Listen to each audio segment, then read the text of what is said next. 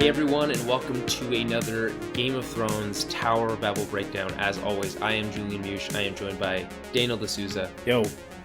And if this is your first time listening, we are about to unpack this week's episode of HBO's Game of Thrones from the two perspectives of me as a show watcher, Dan, who has read all the books. No spoilers from the books, though.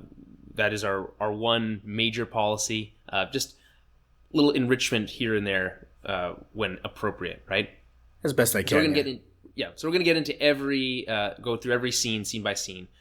Before we get into that, as normal, we do have a little bit of housekeeping, right?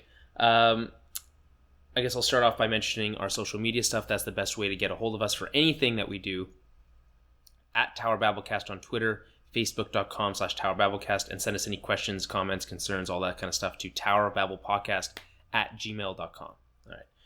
Now, if you've been following along with what's going on this season, you know that we are doing a crowdfunding campaign, and I'm happy to announce that we have reached 70% of our funding goal just this week, I think a couple days ago, and that means we've reached $700 Canadian of our goal of $1,000. If we don't make it, it's not the end of the world because we do have a sponsor this year, and we're going to talk about that in just a second. But if you would like to toss us a few of your shekels for all the work that we do, and it's really appreciated, you can always head to our website, towerofbabel.ca/donate, or just go to towerofbabel.ca and click the banner at the top. That will take you to a page where you can donate with either Stripe or PayPal. And if you want to follow along with all the donations, you can go over to GoFundMe.com/GOT Season 7, and that's the number 7. But we don't recommend actually donating there because they've been really crappy with us this year as far as donations. Anywho, Dan, I think it would be remiss if we didn't tell everybody that it was your birthday today, or is your birthday today. It is. Right? Yeah. Daniel's super old now. It's just a fact, you know. It happens to the best of us. Yeah, I don't really take anything you say seriously anymore in your old age. Yeah. But here's the question. I have a question for you, right? You're a fan of Game of Thrones, you would say, right? Yeah, I'm a casual fan, sure. Okay, sure, right, okay. And it just happens to be your birthday. And if someone was looking to maybe get you a gift for your birthday that was appropriate, you know, they know you're a Game of Thrones fan, they want to get you something Game of Thrones related, what would maybe be a good gift that they could get you? Yeah. Well, you could consider going to... We should really talk about this stuff ahead of time. No, it's way more fun for me to do it and to catch you off guard. It was after last week's reaction, I just had to do it this week. Well, you could consider going to readpop.com, check out their Game of Thrones boxes, George R. R. Martin themed boxes they have featured this season. You can use the promo code BabbleBox to get 10% off at the checkout. What I'd like to talk about today out of the box is the lithograph. I don't know if you know what a lithograph is, Julian. A what-a-graph? A lithograph. That is a quote from my message that I sent to Dan. When he said that to me, I was like, excuse me, a what-a-graph? Okay, no, I had to Google it, and I still don't feel, confident explaining it, so maybe you guys can Google it yourselves. It's a printing process using stones. It's just a different way of printing stuff, but it's really cool. It adds almost like it's not quite a three-dimensional feel, but it definitely like a weighty paper, right? This feels like, it's not just a piece of loose leaf, right? Okay. But it's a map of Westeros, a map of the North and the South Westeros, a detailed map like you would find. If anybody has the hardcover copy of the 5th book, it's about that level of detail. The other ones are less detailed. So, I mean, that on its own is great. But what I knew going in, and I didn't really think about, this is signed by George R. R. Martin. I assumed that by signed by George Martin, it would be like, he signed something and they printed his signature on it. But no, you could tell like he actually took a Sharpie, sat down and signed this thing. So that's pretty cool. I feel bad for this guy having to sign 2,000. Well, yeah, that's the thing. They're limited edition, so they're numbered. They're not only signed, but they're numbered. So there's only, I think it's 3,000 or 4,000 of these copies of the lithograph, right? So he signs them. So I have one of those. It's awesome. That's definitely going in a frame at some point soon. That's featured in the limited edition box. You guys can check it out again at readpop.com. That's right. An amazing gift there. So basically what you're saying is if you didn't have one of these already, if someone got you this as a gift, you'd be over the moon. Yeah, that's one of those things that would stay on the wall for Right. Even if you didn't know what a lithograph was, you can appreciate it when you see it. Of course. Right? When you see it, when you touch it, yeah. Lick it, maybe, even. Well, I haven't gone that far yet, but who knows? All right. So remember, readpop.com. Go to their George R. R. Martin themed boxes and use the promo code BabbleBox, BABBLEBOX. One word to get 10% off. Yeah, and we'll include links in the show notes to get you Absolutely. They're always there. It's way easier that way. Just go to follow the links. Now, we have a little bit of feedback, I guess is the word I'm looking for here. Some feedback from last week's episode. But before we get into that, I want to touch on the fact that, as many of you know, this episode was leaked online, right? And apparently, the way it happened was HBO Spain aired the wrong episode last week, twice, by accident, I guess. But even just once would have been enough. So unlike the leak of episode 3, this was actually in like full 1080p, because I guess people had recorded it on their DVRs and whatever. So it was in perfect quality. And here's the thing. I was absolutely terrified of being spoiled about this week's episode. So a friend of mine watched it, friend of the show, Cliff, watched it, and all he said to me was, messaged me, was like, basically, man, don't get spoiled on this one, right? Which did not help the case whatsoever, right? So I caved, guys. I caved. I watched it. You bastard. I watched it on Wednesday, not on Sunday for the first time. And the thing about this is that after all of that worrying, by the time Sunday came around, and I did not see a single spoiler anywhere on the internet. And I wasn't even worried about it after Wednesday, right? And I still didn't see one.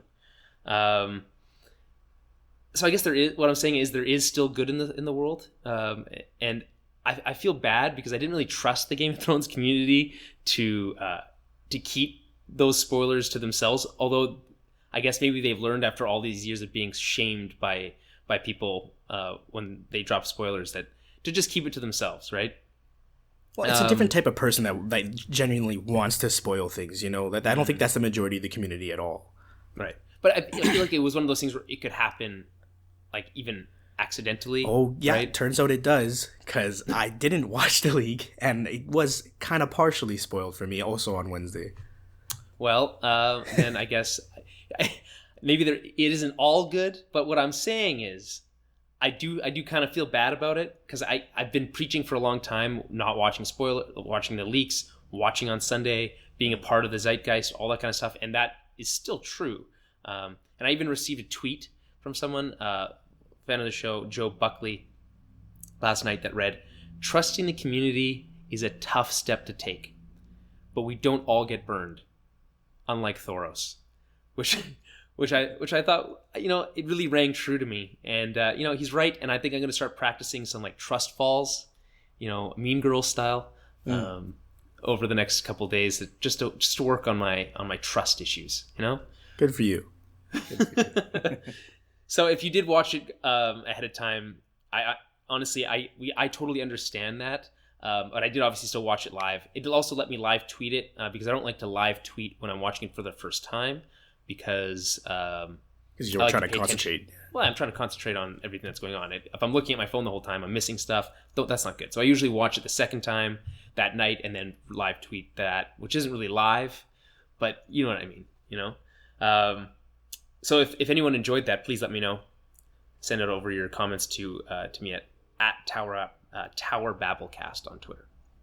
So we got some listener questions and comments. So Dan, why don't you kick us off with this one? I actually have one I forgot to include in here, so I'll surprise you with the next one. We got a few. I think a lot of the questions that we've been asked are the same questions we're going to be asking of the episode while we're talking about it. There's a lot of pretty blatant plot holes, I guess. But some of these are kind of comments on stuff we talked about in the previous episode. So Kim Spratley on our Slack group basically just says, did I miss something here? Where's Missandei? What's going on with Missandei? And I'm going to kind of expound on that. Like, where's Theon, rather? Like, all the other people around Dany that, would be advising her. Even Varys wasn't in this episode. Simple answer, Daniel.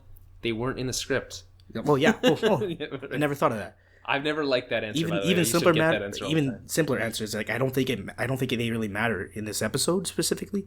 Yeah. It is kind of annoying though, knowing Cindy's been missing for like 2 weeks though, and you know that Grey Worm is still stuck at Castle Rock, and they haven't touched on that whole storyline, and it's that would be an urgent issue for her, and Theon would care about what's going on with Euron and Yara, and they just haven't touched those. I get that this was a big episode; and they had to be focused elsewhere, but that's another problem with rushing the season into 7 instead of 10 episodes. Is you can't always fit everything in, right?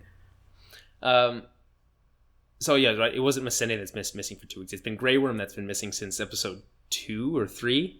So 3. Right? I feel like Missandei's been off screen for just as long, but I could be wrong. Yeah, but at least she's still. You can kind of sometimes see her in the background. See her little afro.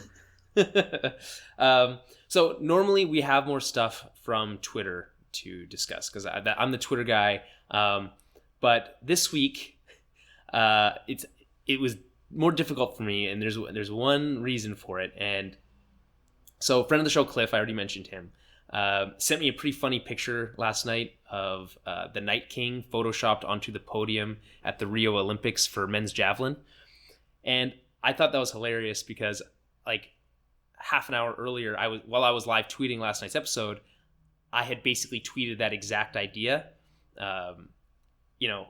It's not an original joke. But I just thought that I was like, oh man, someone had already photoshopped this. It's how great is that? So he just messaged me. He didn't even send me the link to the tweet or anything. He just sent me this photo. So I tweeted it out basically saying that exact same thing, that like I made this joke earlier. Look at how funny this is. And then the internet works in mysterious ways because that tweet exploded. It had something like 860 likes and 400 retweets in like 2 hours. So basically all the stuff that I got from people from last week got buried under 400 likes and 860 retweets. So I do apologize for that. Like that does not happen very often. That's probably the most retweeted thing I've ever had. And it's not even originally mine.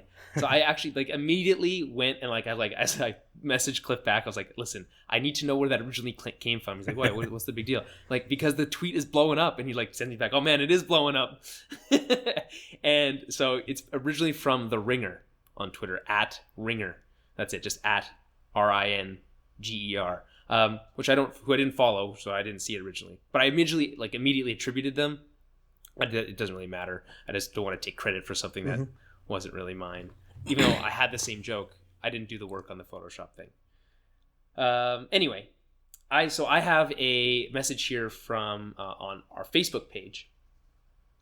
And this is from Desiree Ketchum, who I presume is married to Ash Ketchum. I just listened to the first half of the podcast she's talking about last week. Loved it, by the way. I presume she hated the rest, in regards to the metallurgical question, my hubs, again, presumably Ash, is a metallurgist, which I guess I didn't realize that he went on from Pokemon trainer to metallurgist.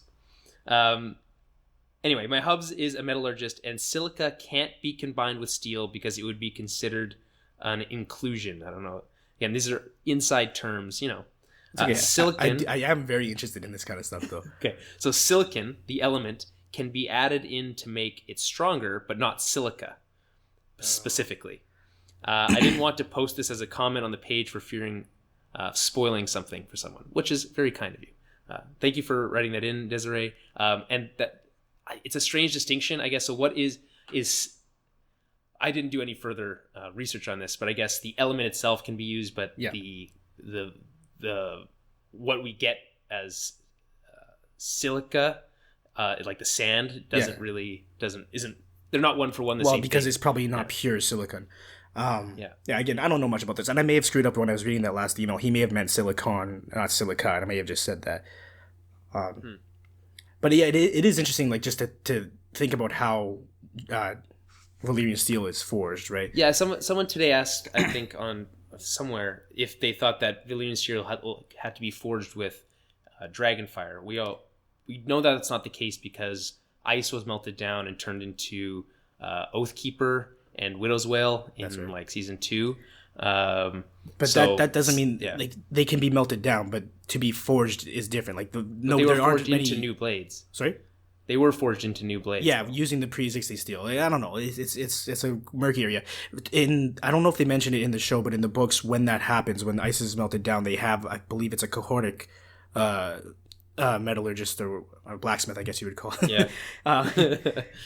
Forge them, and they're supposed to have us, there's only 3 or 4 left in the world that can do it. So he still knows the secrets, but obviously that can't include Dragonfire because he would not have access to that, right? Right. This is based off an email from Camille Salem, actually, asking about the Dragonfire. Oh, that's funny that you put... I didn't even see that. That's funny that you put that there. Yeah. So that works. Perfect. So that's what he thought. I think in terms of how Valyrian steel was originally forged, the fires of 14 Flames in Valyria would have had something to do with it, for sure. But that's not necessarily Dragonfire. And those are volcanoes? It's unclear whether there's some sort of natural flame. So the first thing that jumps to mind is volcanoes, but the Targaryen, or the Valyrians were able to harness it and work magics with that fire. So I assume that has something to do with the forging process for Valyrian steel as well. Okay. But we don't know the final answer on that. Because there's such a mystery after the Doom, none of that's been preserved, right? Yeah. Shrouded in mystery. And that's how we like it. Mm-hmm. So let's get into this week's episode, Season 7, Episode 6, Beyond the Wall, which is, according to IMDb, 70 minutes long, which is the longest episode of Game of Thrones to date. That will be broken next week, though, with an 81-minute episode, I believe. Why do you think they felt the need to hide the name Beyond the Wall?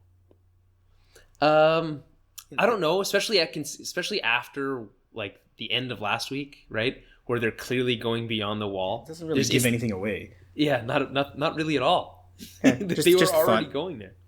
It's fair. So do you think next week's title is going to be just as underwhelming? Because again, it's also hidden. We don't know what it is yet. Episode presumably 7 finale. I don't know. Anyways, penultimate finale. Because it's the penultimate finale. You love that word. Next season. It's a good word. It is a good word. If you don't like just use it sparingly. Just you don't have to throw it in every time.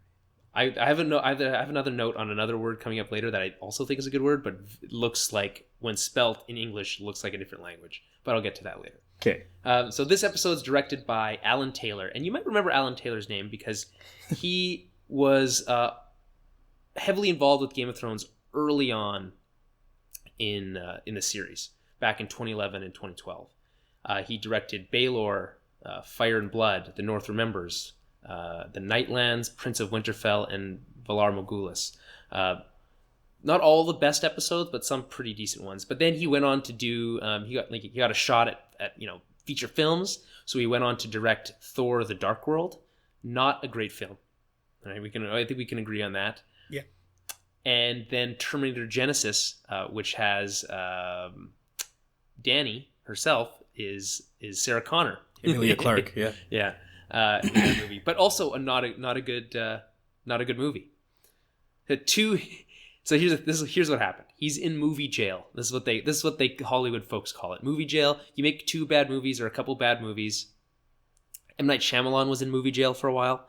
And there's different ways you can go about getting yourself out of movie jail. You can go to television, work in television for a while. You can pay $50, or you can roll doubles and get out of jail. Yeah, that's right. Or if you have one of those get out of jail free cards already banked, right? Yeah. Or you can make a couple indie films, low cost, low budget films that are well regarded. Go make a horror movie that doesn't cost anything but also brings in a whole bunch of money. Those always help, right? Or you can do what Alan Taylor did, like I said earlier, and just go back to TV, which is what he's doing here. He's coming back to Game of Thrones after being a part of the feature film world for a while there. And it's written by David Benioff and D.B. Weiss, who's written most of this season's episodes, it seems like. Now, these episodes starts in Dragonstone, and it sweeps across the painted table with this crackling fire in the fireplace behind. The room is empty. When the camera reaches the carving of the wall, we cut away. And by the way, it wasn't clear to me the first time I watched it that that's what was happening there. I was just mostly confused by this 15-second scene at the beginning of the episode. My only theory is, I suppose it's some kind of vague foreshadowing of what's to come. You know, there's this fire raging in the fireplace that is literally beyond the carving of the wall and the table. That's about as good as I can get. What do you think? Yes, I don't know. That's a bit of a stretch. I don't know. It's sort of like to get you familiar with the geography, right? But guess what? The entire opening sequence is there for that specific reason, right? That's right. The only thing is there is no... In the opening sequence never goes north of the wall. So this went, like, I guess it went a little bit further to show you, like, it went to Eastwatch, and this is approximately where they are. But it was pretty vague, and I don't know.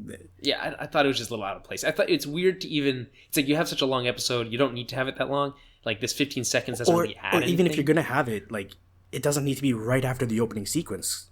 Because that's just redundant. If you had it halfway through the episode when you get to them, then sure. But I guess the episode started with them. It would be even stranger if it was like... If you imagine that scene in the middle of the episode, it'd be even weirder. Well, no, it wouldn't be just that. It would be like Dany and Tyrion talking, and then the camera panning to that area, and then it cuts to them. But this is an empty room. Yeah. I just don't think it really adds anything. It's a very minor gripe. Very minor gripe. Yeah. So they cut to north of the wall, but we're not going to go there yet. We're going to cover all that at the same time. What we're going to do is go through the Winterfell stuff all at once first. How's that sound? Works for me. Okay, so we start with the scene of Sansa and Arya, and they are standing over the courtyard. Arya regales her sister with a story about when she was younger, of her practicing archery while Ned looked on, unbeknownst to her. That's the word I was talking about. Unbeknownst, when written out in English, looks like it's another word, another language. Too many consonants in a row. I can like see it's, that. You know what I mean? It's really strangely. It looks weird. It rolls off the tongue well, though. Unbeknownst. Right? Yeah. So it's a well-written scene because the story's nice and it's easy to imagine. You can see it all playing out in your mind's eye. And it's easy to imagine having seen that exact thing in season 1. And there's a moment where I'm like, wait a minute, did we see that scene in season 1? But no, we didn't. Saw something very similar. I think the very first scene of season 1, Arya hits a bullseye when Bran's practicing. Exactly. It's there, and he's looking up from that same spot. Yeah.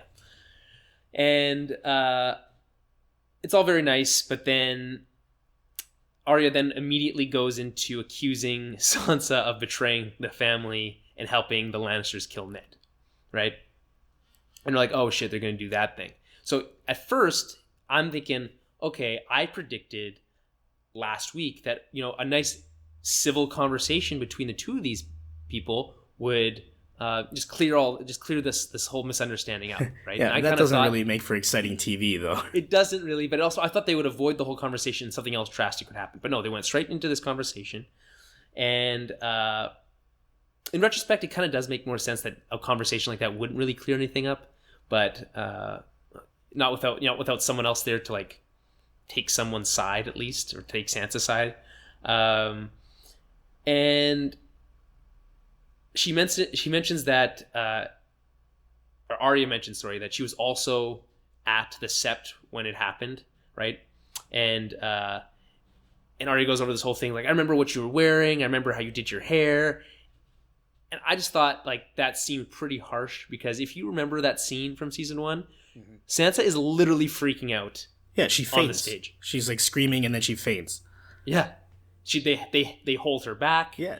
It's not like she's not like just standing there like applauding. Of course, there's absolutely nothing Sansa could have done in that moment. Right. So I don't really get what Arya's really upset about at that point. I think it's maybe she's just caught up in the emotions, I suppose. I'm trying to explain some of the stuff. I don't really like this whole plot point, but we'll keep going through it. Arya even goes as far as saying, like, what would Lyanna Mormont say if she knew about this?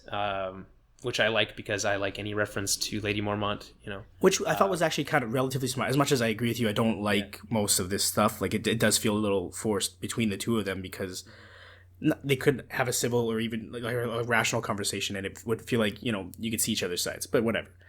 But mentioning Lyanna Mormont makes sense, because Sansa's only real defense is that I was just a kid and I didn't know any better. But it's clear that Lyanna Mormont wouldn't have acted the same way in the same circumstance, right? That's right. So it's a fair point, but like, it doesn't really change much. Yeah, and Sansa's also, here's the thing. We're on Sansa's side for most of this stuff. We understand the shit that she went through. and that what she was forced to write that letter and all that kind of stuff. It just seems so strange that Arya's being like, is just like, no, it doesn't matter, should have, whatever, like that. None of that stuff makes especially because like with this letter, Robb and Kat, when they received it, they knew right away these are Sansa's words, or they're Sansa's writing, but the Queen's words, right? Like they could tell that she's forced to do this, that she's not betraying her family right away. They were smart enough to get that, and Arya's not. Arya doesn't get that. Like, I mean, we do get that she's not versed in the whole political side of things, right? Like that's not her strong suit. She comes from like she really is Ned's daughter in that case, or that is not her strength. Yeah. Right. Yeah. But and it's still, like the Arya that exists now probably could have found a way out of that situation, but she's looking at it from that perspective, not the Sansa that existed then. Mm-hmm. I think they mentioned in the EW recap that I read most of the time that they had an interview with Maisie Williams, a couple of years back, whatever, and basically Maisie Williams at the time had said that if Arya had to go through what Sansa had gone through, she would have been killed or died in some way. She'd be dead. And if Sansa had to go through what Arya went through, she would also be dead. Yeah, I'd agree with that. And I think that was just like, that's such a astute thing. And I think it makes a lot of sense here because she's like, you don't, like, Sansa is like basically like, you wouldn't understand, you can't imagine the stuff I went through. And then Arya has this like throwaway line of like, yeah, I don't know about that. I think I can imagine quite a bit, and but really, it's true. I don't think Arya would not have been able to maneuver her way through what happened, what Sansa had to go through, and Sansa for sure would not have been able to survive what Arya went through. It's just it's strengths of a different kind. They're each strong in their own. There's different personalities. They're each suited to their own tasks at this point. And then Sansa snaps back by telling Arya that the only reason they can even be having this conversation is because she helped Jon win the Battle of Bastards. And that this bickering only plays into Cersei's hand, which is, those are both very true statements, I think. But that doesn't seem to sway Arya in any way, who storms off in a huff. All right. Now, remember, this is all based on that letter she found last week in Littlefinger's chambers, which, as we know, he intentionally planted there. We were wondering last week what Littlefinger's endgame was, and I don't think this episode really gives us that answer, but at least it reveals that he's been successful in creating at least a rift between the two sisters, right? If that is a part of his goal. I think we're going to explore some of that as we go through this. Yeah, no, there's that. And the other part of his plan, like the other, in my mind, the focus of it is to make sure that Sansa is reliant on him. Like this immediately pushes Sansa back into his arms, essentially. Like she has to rely on him and his help and no one else. And then he gets to, maintain his influence over her and no one else, right? Mm-hmm. And that, I think that's something I don't know where I read it. That's a common theory that's going around there. I don't know, we'll touch on all that kind of stuff as we get further into this whole plot point. Now, like I said, not a huge fan of it, this whole stuff. But the craziest thing to me, and Sansa said this later, is that, and we mentioned this last week as well, that this all could be sorted out so easily if Jon was just was in Winterfell. This wouldn't even be an issue, right? Yeah. But not only is he not there, we find out that they haven't been in contact for weeks.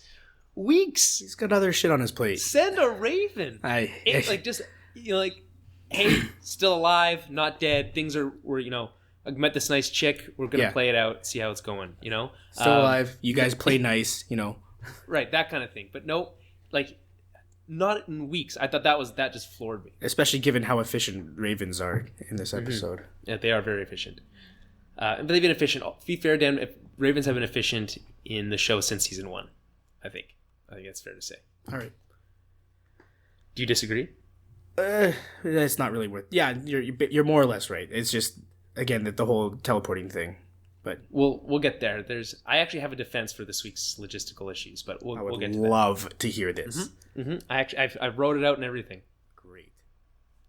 So now we have a scene with Sansa and Littlefinger, and apparently Sansa thinks talking about all of this with Littlefinger is a good idea for some reason.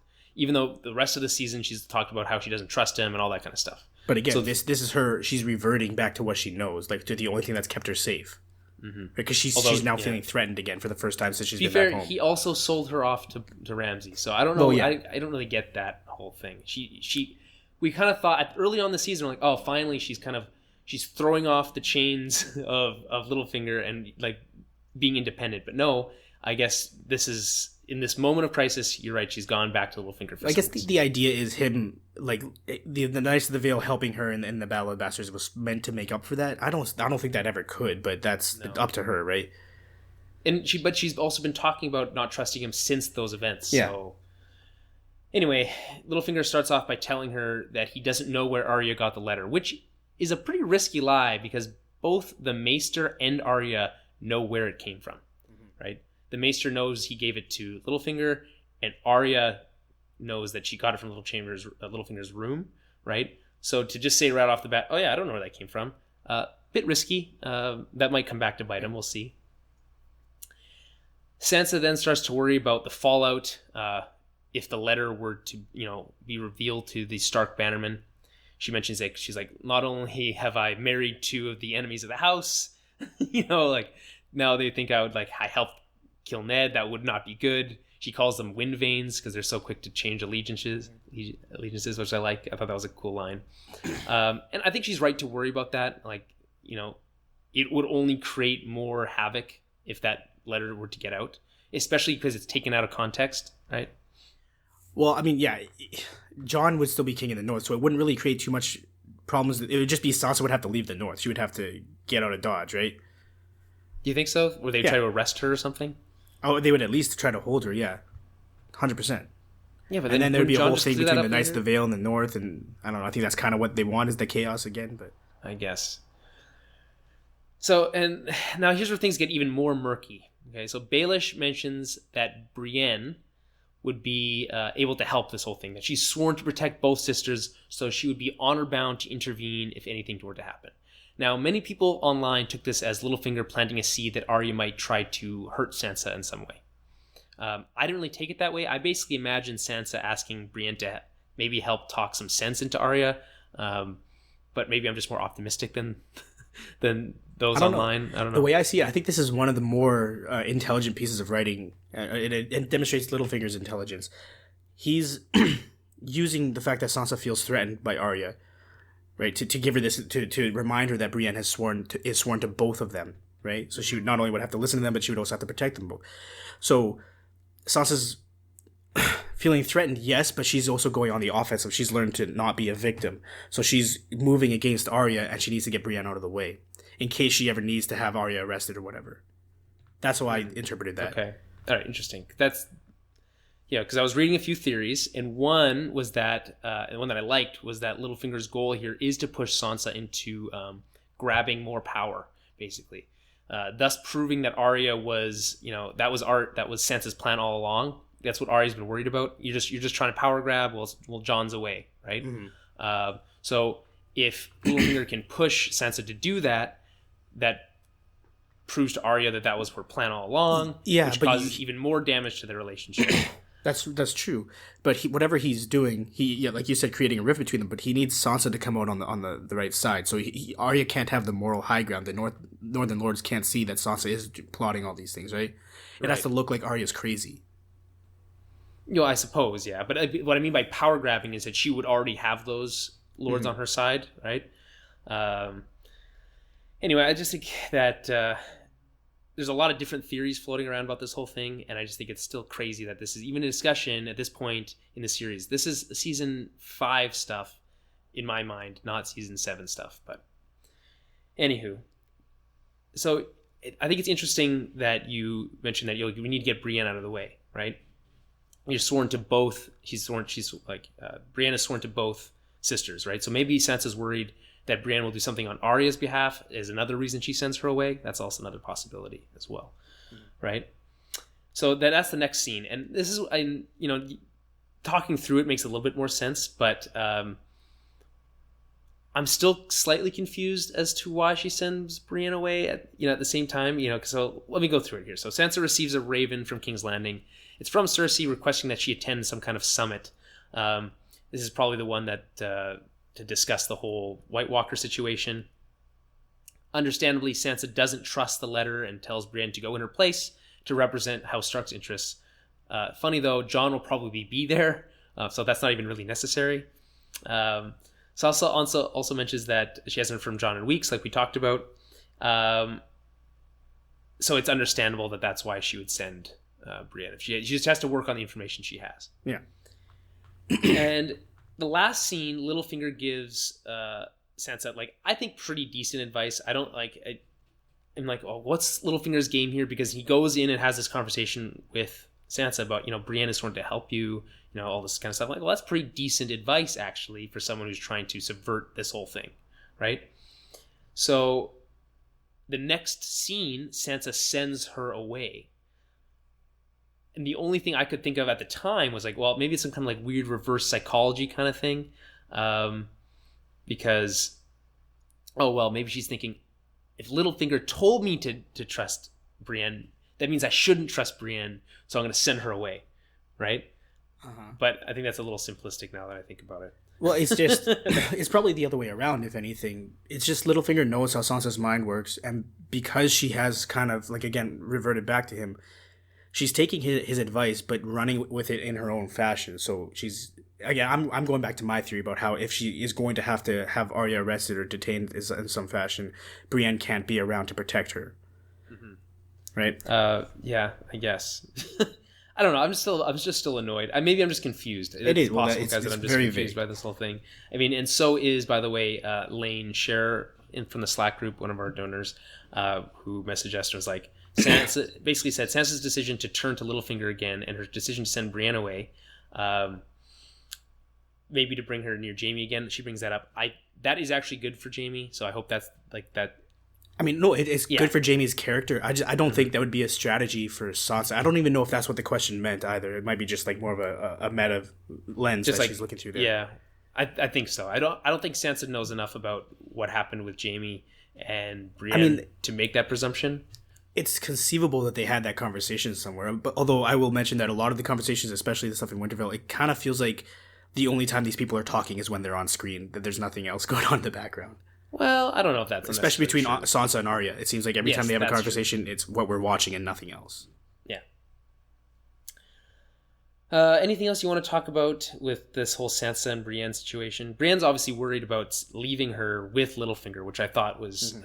it's like, listen, you trust these men that you have surrounding you. You trust that Littlefinger hasn't been talking to them behind your back, which all is fair. Brienne does not trust Littlefinger at all. She's basically the audience surrogate in this case, and she's like, don't send me away. Yeah, you're going to need me. How have you not learned this lesson by now? Yeah, seriously. But yeah, so any other thing you have to say about that kind of stuff before we move on to the last and final scene with these people? I had another. The only other thought was it's something that we had said in a previous episode about the fact the concept that Littlefinger could still be working with Cersei, and that could be what this letter is, not... Because we didn't get any Lannister stuff, anything from King's Landing this episode, so it could be legitimate. But we didn't have any like official summons or anything like that. We just hear Littlefinger telling Sansa about a letter, right? Oh no, Sansa telling Littlefinger about a letter. Other way around. No, Sansa telling Brienne about the letter. All right, yeah. It's confusing. It doesn't matter. But I think it's legit, though. To be fair, I do think it's legitimate because we had that conversation with Cersei last week about being smarter about this whole thing. Yeah, being open to this kind of stuff. Yeah. But it's finally, straight up crazy for Cersei to expect Sansa to show up in the capital. Well, I think she is, to be fair, straight up crazy. So, just in general, Cersei is, Mm-hmm. So Sansa and Arya have another conversation, and this time Sansa is snooping around Arya's room, and people might say, hey, she left the door open. She's not very good at this whole snooping thing, right? And I would say to you, her abilities to snoop are basically par for the course in terms of what we saw last week. So, that's my defense of that. So Sansa is snooping around, and he finds Arya's satchel that has some faces in it. Now, I was a little weirded out because they look like just cheap rubber masks. But I'm able to buy that there is some magic involved. I'm okay with that. It's unclear. They haven't really made it clear. I think the show has decided to simplify it just for the sake of speeding things along. And I think that helps. We don't need to know the ins and outs of how that works. Just that it does. Again, like, I'm just fine with that. as a bit more of a purist, it bothers me because there's supposed to be more of a sacrifice involved. You don't just have a face that you glue onto your face and you're good to go, right? Well, it's clearly not that simple, but yeah. Yeah, but it's not that big a deal. So Arya catches her, and then here comes this pretty intense scene where Sansa's like, what the fuck? Like, she's like freaking out, and Arya does like a pretty vague job of explaining like how all that whole thing works. She's like, oh, they're my faces. She's like, excuse me, what? And she even goes as far as to threaten Sansa by saying, all I would need is your face. Like, that's pretty creepy shit, right? She needs to chill the fuck out. Excuse my language. I'll be fair. Like, I'll be honest here. I was almost sold on it. I was like, maybe she's gonna fucking kill Sansa right now, not just because of the scene and the tension that they're building, which was actually well done. I would say, even though I don't like this plotline, this scene was well done. Yeah. But just like to imagine Arya living through Sansa's face, doing whatever she wants in the North, kind of ruling in her own fashion, would be a really cool plot point, if a little, far fetched at this point. Oh, also pretty macabre, and it hasn't quite been earned yet, right? That's all I've been saying about this letter is if this is the linchpin, if this is the straw that breaks the camel's back, then I don't know. It's not that important to me, this letter. But if it's a piece of the puzzle, if it's one thing and it's a series of events that leads to them having a sort of schism, then I'm on board. Yeah. So there's a theory out there that Arya is actually figured out what Littlefinger's up to, and this scene is her just testing Sansa to see what her reaction is. What do you think of that? Double play. Yeah. I mean, the thing with that kind of stuff is like, because there aren't really hints to it, there's no real reason to predict it other than that you want Arya to be right, Arya the good guy to win, right?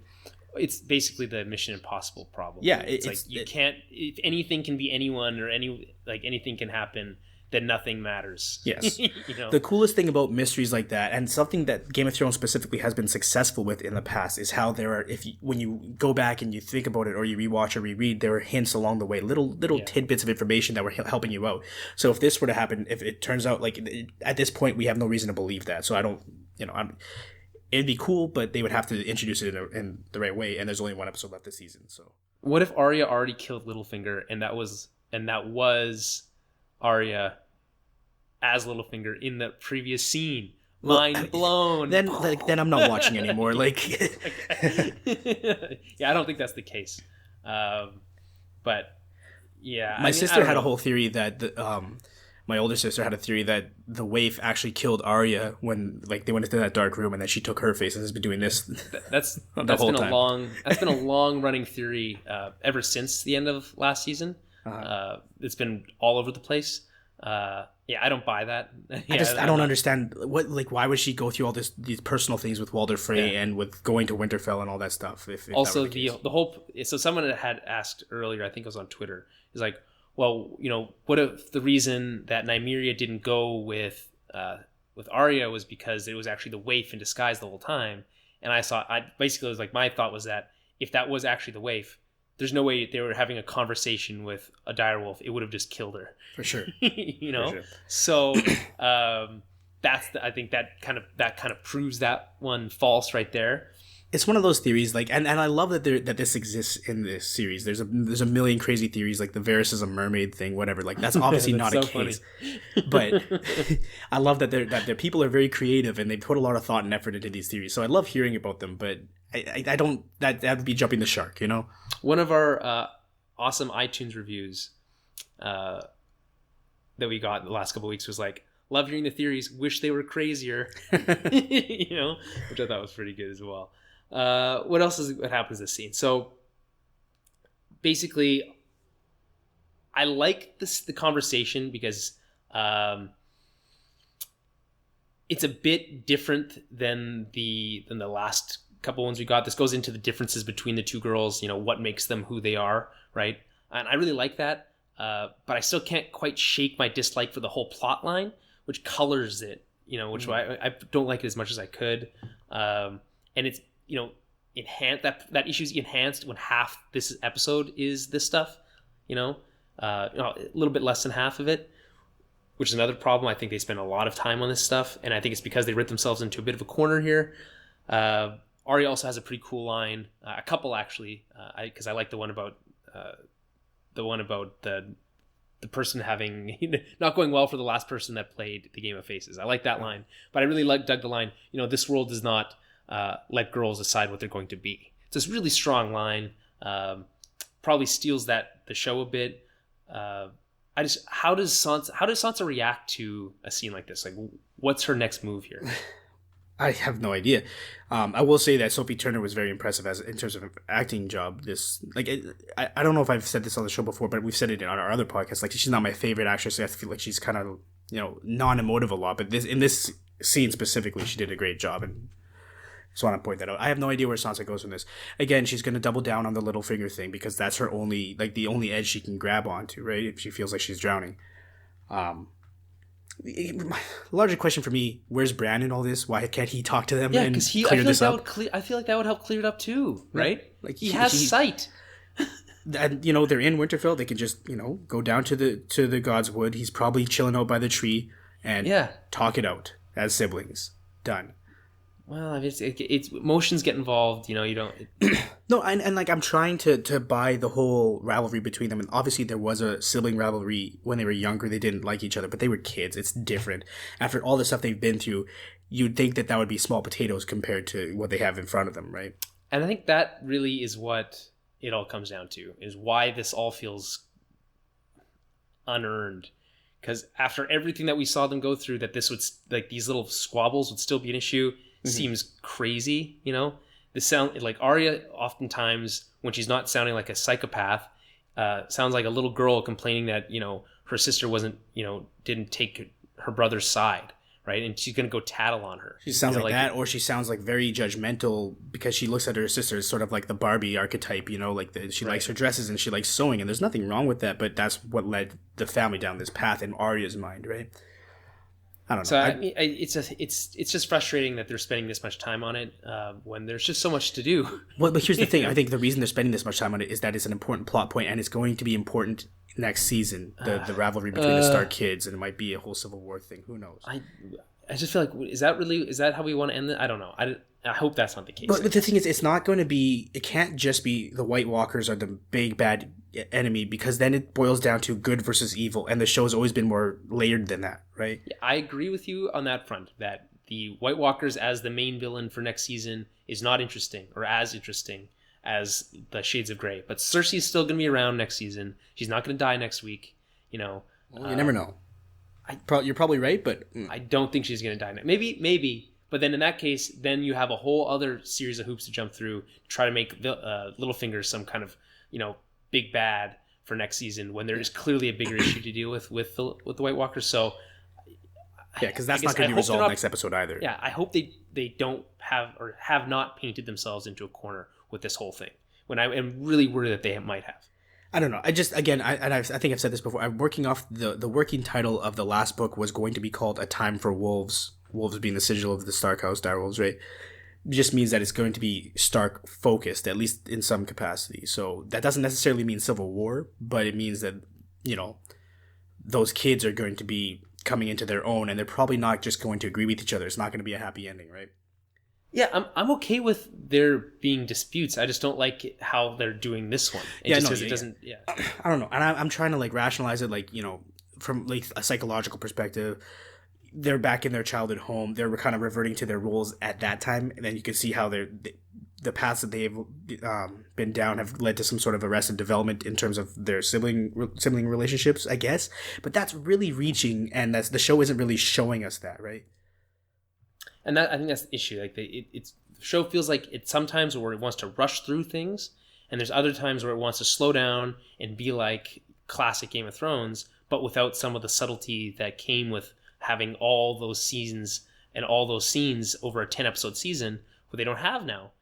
So that's the kind of the difference that I'm seeing. Well, why this could be an interesting plot, which I'm saying that it doesn't fit in season 7, it fit in season 5. Yes. Time frame kind of area, because in that kind of pacing, because right now, if you want to do it, you're not doing this plotline justice. If it really is going to pay off in some satisfying way, which I'm not even convinced it will yet. Anyway, we should move on, unless there's any other thoughts you have on that. I don't know. That's good enough, I think. Okay. Sure. All right, so we're going to move to Dragonstone, and Dany and Tyrion are having a nice conversation by that same fireplace that we saw earlier. And Dany is clearly concerned about Jon. She's playing a little coy about it, though. And I find it amusing how they're doing this whole romance thing. It's just kind of childish the way they're kind of playing it off. Tyrion mentions that all these longing glances that even we noticed, and that Jon is clearly fallen in love with you. And I think it's more of like a like-ish thing right now, not less a love thing, but more of like a like thing. At this stage, I think love's a bit strong. You don't just throw the L word around like that, okay? That's splitting hairs. That's neither here nor there. So anyway, but Dany plays it cool. She's like, nah, he's not into me. But meanwhile, in her head, she's like, do you think so? Do you think he's actually into me? It's like high school drama style stuff. Because I'm sorry to be negative again, but it is very superficial. They haven't really explored or given them time to develop a relationship. They just see each other and talk about the war and their armies and how they would deal with certain situations, and they're seeing each other in do they like the idea of each other more than they have? It's got to be that at this point, right? Especially because they didn't at first, and then they met, and so they see like what kind of leader Jon is and what kind of person where her values are. And that's fine. You can like someone based on those things, but there's no relationship blossoming out of that, right? That's why the whole I understand this scene's very like lighthearted. It's supposed to be fun. Like she basically says like, yeah, he's not my type though. He's too small. I think he's too little for me, I think is her line. But I think it's just kind of they're very much playing with those like relationship archetypes, or like, but not like a mature relationship archetypes, but like the high school version. And I think that's really strange, like a strange choice. So here's how the EW recap put it, and I have a bone to pick with this one. All right, Tyrion suggests Dany is hot for Snow. He's too little for me, she replies to exactly the wrong person, which is fair. It's an honest point, though. Jon Snow is 5'8", which on dating apps would mean he'd face a ton of rejection despite being king in the north with great hair. And then he puts in quotations here, Tinder's the only place more brutal than Westeros. Yeah. Now, I take offense to that because I'm 5'8". And I don't feel like, and then you're like, what, 5'7"? No, I'm also 5'8". Okay. 5'9". I think you're taller than that too, man. No, I think I'm. Thank you very much. Whatever. Either way, I just don't feel like. I don't think that's considered. Is 5'8", 5'9" considered short? Yeah, I think average men's height is 5'10", if not taller now. That's bullshit. No, that's just the facts. We're both considered short, like shorter than average men. I'm okay with it. I don't know. I feel like we're right at average height. That's kind of how I came down on it. Whatever. Doesn't matter. All right. Stop bringing it up. Okay. I'm just kidding. Anyway, so the conversation shifts away from Jon. Like we said, she's clearly worried about him, not doing a very good job hiding it. How she's bringing up like this whole, like all these heroic men, whatever. It's not very subtle, but that's okay. The conversation then shifts to this forthcoming meeting with Cersei. She's like, well, I'm finally going to meet your sister. Tyrion warns her not to be so casual about all of it, that she's dangerous, right? And I think Tyrion makes a good point about Dany, that she can be a bit hot-headed. She's like, well, he basically said, like, I'm worried about you, losing your temper and like falling prey to her, into Cersei's trap. Yeah. Whatever, she can be right? quick to anger. She can wake the dragon, as it were. Yeah. Nice. I like that. So, and obviously, Dany does not take this well. She, just like anyone else who has been told to calm down, doesn't like being told to calm down. You know? It never works. I've tried it a million times. It never works. Calm down. You calm down. She's like, I'm not hot-headed. I'm not impulsive, right? He brings up the whole burning the Tarleys thing. Doesn't go well. And then to top it off, Tyrion then goes on. He's like, okay, this isn't going well. How about this? Let's talk about what happens if you die. He's really screwing up lately. Here's how I've been. This occurred to me right before we started recording. I think we've seen Tyrion do a good job as a hand, but in different circumstances, right? It was the Westeros situation was different, all that kind of stuff, right? Different king. I think maybe Tyrion just isn't a good wartime consigliere. No, for sure he should. I mean, he should be in my mind. A good wartime consigliere. Yeah, he's supposed to be one. Like in terms of, he's not only one of the most intelligent characters, but he's also meant to be very strategic as well. Like, I find it hard to believe that he's been outfoxed by Jaime and Cersei and Euron, just in general, as a general note. I always took Tyrion to be less like the military strategist and, more the intellectual. No, but it's both. He's both. For sure. Okay. All right. Well, he's clearly not shown that. No, he hasn't. But you didn't like my your Godfather. No, I did. I got it. It's good. Okay. So anyway, Dany doesn't take any of this well, right? And I'm just gonna throw in a nice '90s saying, but it's like smooth move like slacks, right? Wanted to use that one for a long time. Hilarious to me. So he just, like you said, just been like running into a wall with Dany for the last while, and it even happens again later in this episode. But here's the thing, though. It's interesting that they even bring up secession at all. And I doubt that it's actually going to mean that she's going to die anytime soon. And it might just purely be there just to raise stakes a bit. Like, say, listen, she can die, even though I didn't really buy it. I didn't bite on that. Uh-huh. Why do you think they brought up secession here? Well, I mean, it's a fair point because she physically can't have children. Mm-hmm. So the line can't continue. I don't know where you go from there. Like, she would have to name a successor. If you jump to Jon just because that's how the series has been headed, right? Yeah. But it's also unclear if she's ever going to sit the throne, if it's ever going to be an issue, right? Right. Which is kind of what Dany says. He's like, let's worry about secession when I'm sitting on the throne, which is, I think, a very fair point. Cross that bridge when we come to it, of course. Yeah, burn that bridge when we get there. Exactly. That's the saying, right? That's the saying. Uh-huh. I find it so weird. Like, the season started with Dany being almost the voice of reason. Like, she refused to go to King's Landing when all of her other advisors were telling her, just go there, burn it down, and you're done. Mission accomplished, right? And she was so against that, and now it's kind of switched to have people kind of like Tyrion and Varys who are trying to persuade her not to act that way. When I don't think Tyrion was at the beginning, but everybody else was. Like, just burn them all down. I don't remember that being the case. Well, definitely Ilaria and the Sand Snakes and the Greyjoys were. Well, and Olenna. They aren't around anymore, right? But, right. So, I mean, their influence has calmed a bit, right?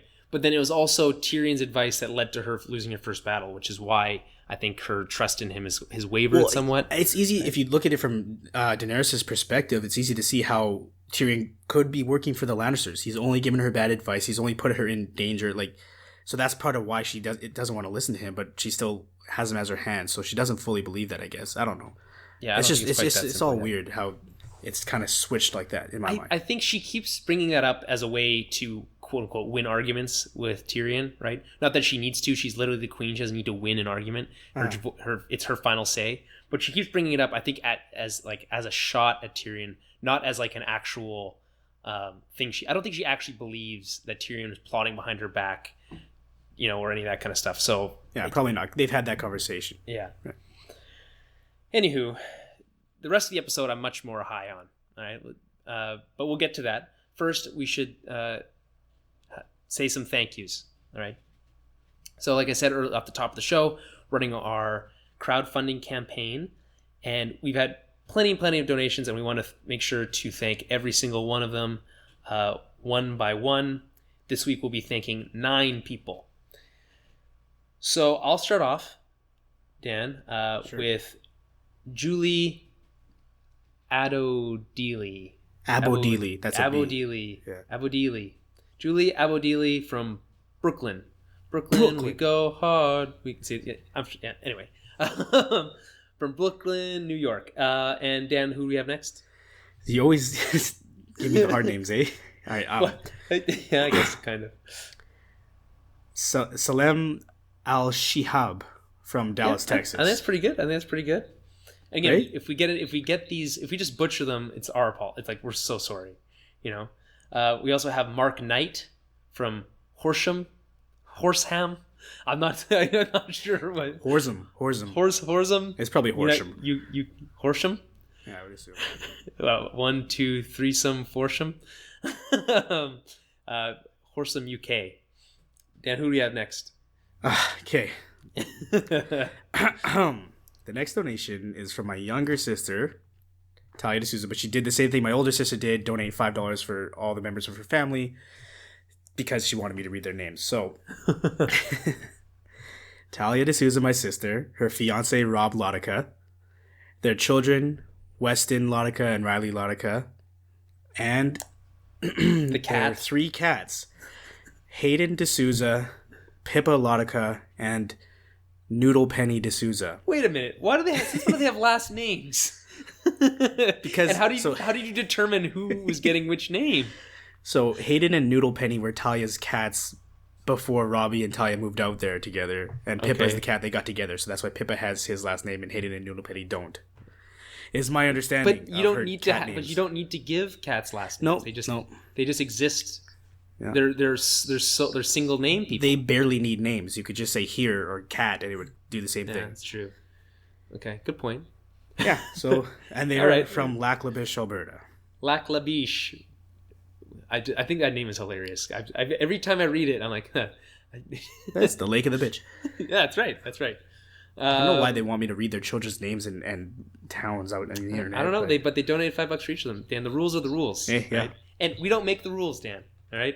We do make the rules, but we also follow them. We also have a donation from Gerald Simpkins from Peekskill, New York. Peekskill. And then Peekskill. Like peak, like the highest form of skill. Your peak skill. Oh yeah, I like that. Yeah. And who else, Dan? Hey, this is from another sister of mine. I like how you split this up. I swear to God, that is pure coincidence. I just happened to start by saying the first name. So this donation is from my youngest and last sister, Alanna D'Souza. and last sister. She's my last sister. Final sister. Alanna, and she donated 10, so 5 for her and 5 for her boyfriend, Kane Parent. And I'm never going to talk about any of my sisters on this podcast again. I think if any astute listeners noticed, no one from my family has donated anything. I presume my sister doesn't even know I do this, and my brother's like working in a summer camp on an island, so I don't even know if he has internet. And if he did, I don't think he watches Game of Thrones. It's a very different family dynamic. Who else do we have? Oh yeah, that's right. Evan Dowling from Kinnegad, Ireland. Now that's a cool name for a place. Kinnegad. Huh. Kinnegad. Well, I'm drinking Irish whiskey tonight. So cheers. Alone on his birthday. Right now. All right. Next is Michael Brooks from Cincinnati, Ohio, and it appears this is his second donation. It is his second donation. Thanks, Mike. I mean, hey, thanks, man. I can call you Mike. Can I call you Mike? As a Mike, for those who don't know, my actual first name is Michael, but I go by Julian. So as a Michael to a Michael, can I call you Mike? I'm going to call you Mike. Thanks, Mike. You're a good dude. And then Charles Higginbotham from Louisville, if I'm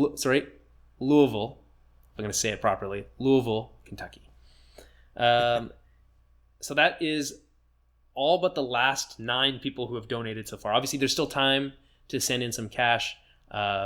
So if you want to do that, remember, go to towerbabble.ca/donate if you want to send over a couple bucks. And we'll make sure to read out everyone else's name next week before our bonus episode. So if we miss your name somehow in some kind of bookkeeping error, just send us a note and we'll make sure to fix that for you. Okay? So let's go beyond the wall, if I can use the title for this week's episode, and talk about everything else that happened this week. And this is the stuff that I really liked. This is the stuff that I really liked. Really, if I want to just get down right to the nitty gritty, it's everything between here and the part where the action happens. Right, everything that happens in the north before the action is basically north of the wall before all the crazy stuff starts to happen. That is my favorite stuff this episode. And I think we kind of mentioned it last week, or you mentioned last week, how it's so cool how these characters all have their sort of interrelated histories, and little things they can bounce off each other. Yeah, it pays off in this episode. Oh my God, so well, right? So It feels like a throwback to classic Game of Thrones when we get these scenes of one-on-one interactions like right after each other while on the road, no less, which is very classic Game of Thrones as well, like early Game of Thrones. Yeah, they're actually being filmed walking somewhere. It's crazy. Yeah. And I always thought that was the strongest aspect of the show, and I think that still remains true here. Not only is it some absolutely gorgeous Icelandic scenery, but we also get some really great conversations, one of which we thought we wouldn't even see. And I'm kind of happy to be wrong, And like I said, everything that happens with these 7 guys before all the shit goes down is hands down my favorite part of this episode. It's not even close. It easily outshines everything that the Arya Sansa stuff is doing. And, and it's all based in character. It's more important than action or plot. And it's relatively simple. It's just awesome banter. Their characters bounce off each other in the right way. That this is like lovely TV. Yeah, and it's a combination of lighthearted, like joking around, as well as like serious conversations that I think work. All of them work really well. Mm-hmm. So in my books, this is like the peak of this episode is in this area we're about to talk about. So in no particular order, we'll start with Jon and Beric. And Jon and Beric discuss the whole resurrection thing. Obviously, this is something they have in common.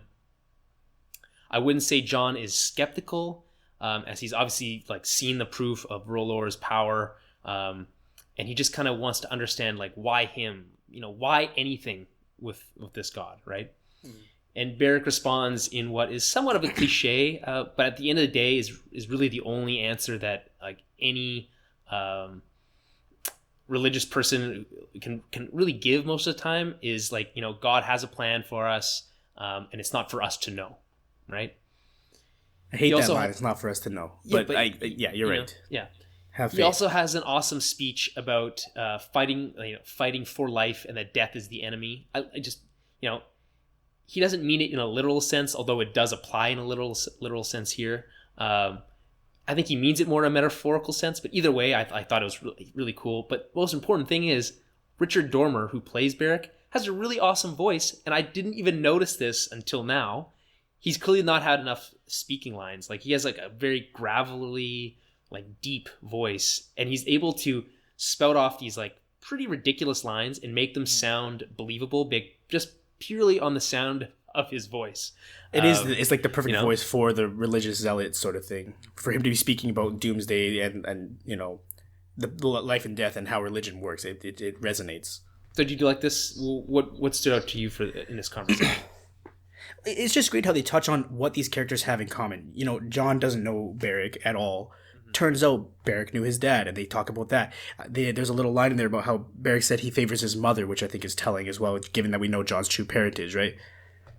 I remember talking about it on a past episode about how Ned Stark was the one who sent Beric on this journey. He sent Beric to go bring down the mountain, and that's how his whole story started. What was Beric doing before that? Yeah, he was just a knight before, and that's it. Yeah, House Dondarrion, I believe, is either in the Stormlands or the Crownlands, but it's just like it's not a minor house, but it's just a house. Nothing special. He was a tourney knight, no large victories or anything like that. He just was some dude that was at the court, and then decided to give him the command, and the rest is history, right? Cool. Okay. Gendry, Thoros, and the Hound, and Gendry is still a little miffed about being sold off to Melisandre all those seasons ago. And Thoros and the Hound basically tell him to suck it up. And like basically, hey, you're lucky you're still even alive, which fair considering. And I love the scene for one reason and one reason only, was the Hound, because he introduces me to a whole new word for complaining and whining that I didn't even know existed, which is whinging. Whinging. Your lips are moving and you're complaining. Sure sounds like whinging to me, or whatever how it goes. I love that word. I love that it's so short, it's so funny. I think it works really well, and again, based in character and what we know, and it works really well. The other thing I liked about this little exchange was that the Hound hammered home that Beric has been resurrected 6 times, and 7 is a reoccurring number in the show, in the series. The 7 gods, the 7 kingdoms, blah blah blah, right? Mm-hmm. So And it's clear now, after what happens later in the episode, that Beric's 7th death will be his final death. I just thought that was cool. Yeah. Also, this is the 7th season, and we're going into the 7th episode. Exactly. Tormund and the Hound have a nice little chat. And this is the most fun. This scene is my pick for number 1, honestly. Oh, yeah? Okay. I love this. Tormund is basically being one of those weirdos in high school who proclaims someone their girlfriend before they even ask them out.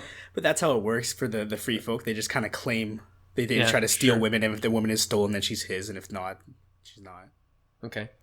And he even goes as far as saying they're going to make great big monster babies, which I thought was hilarious.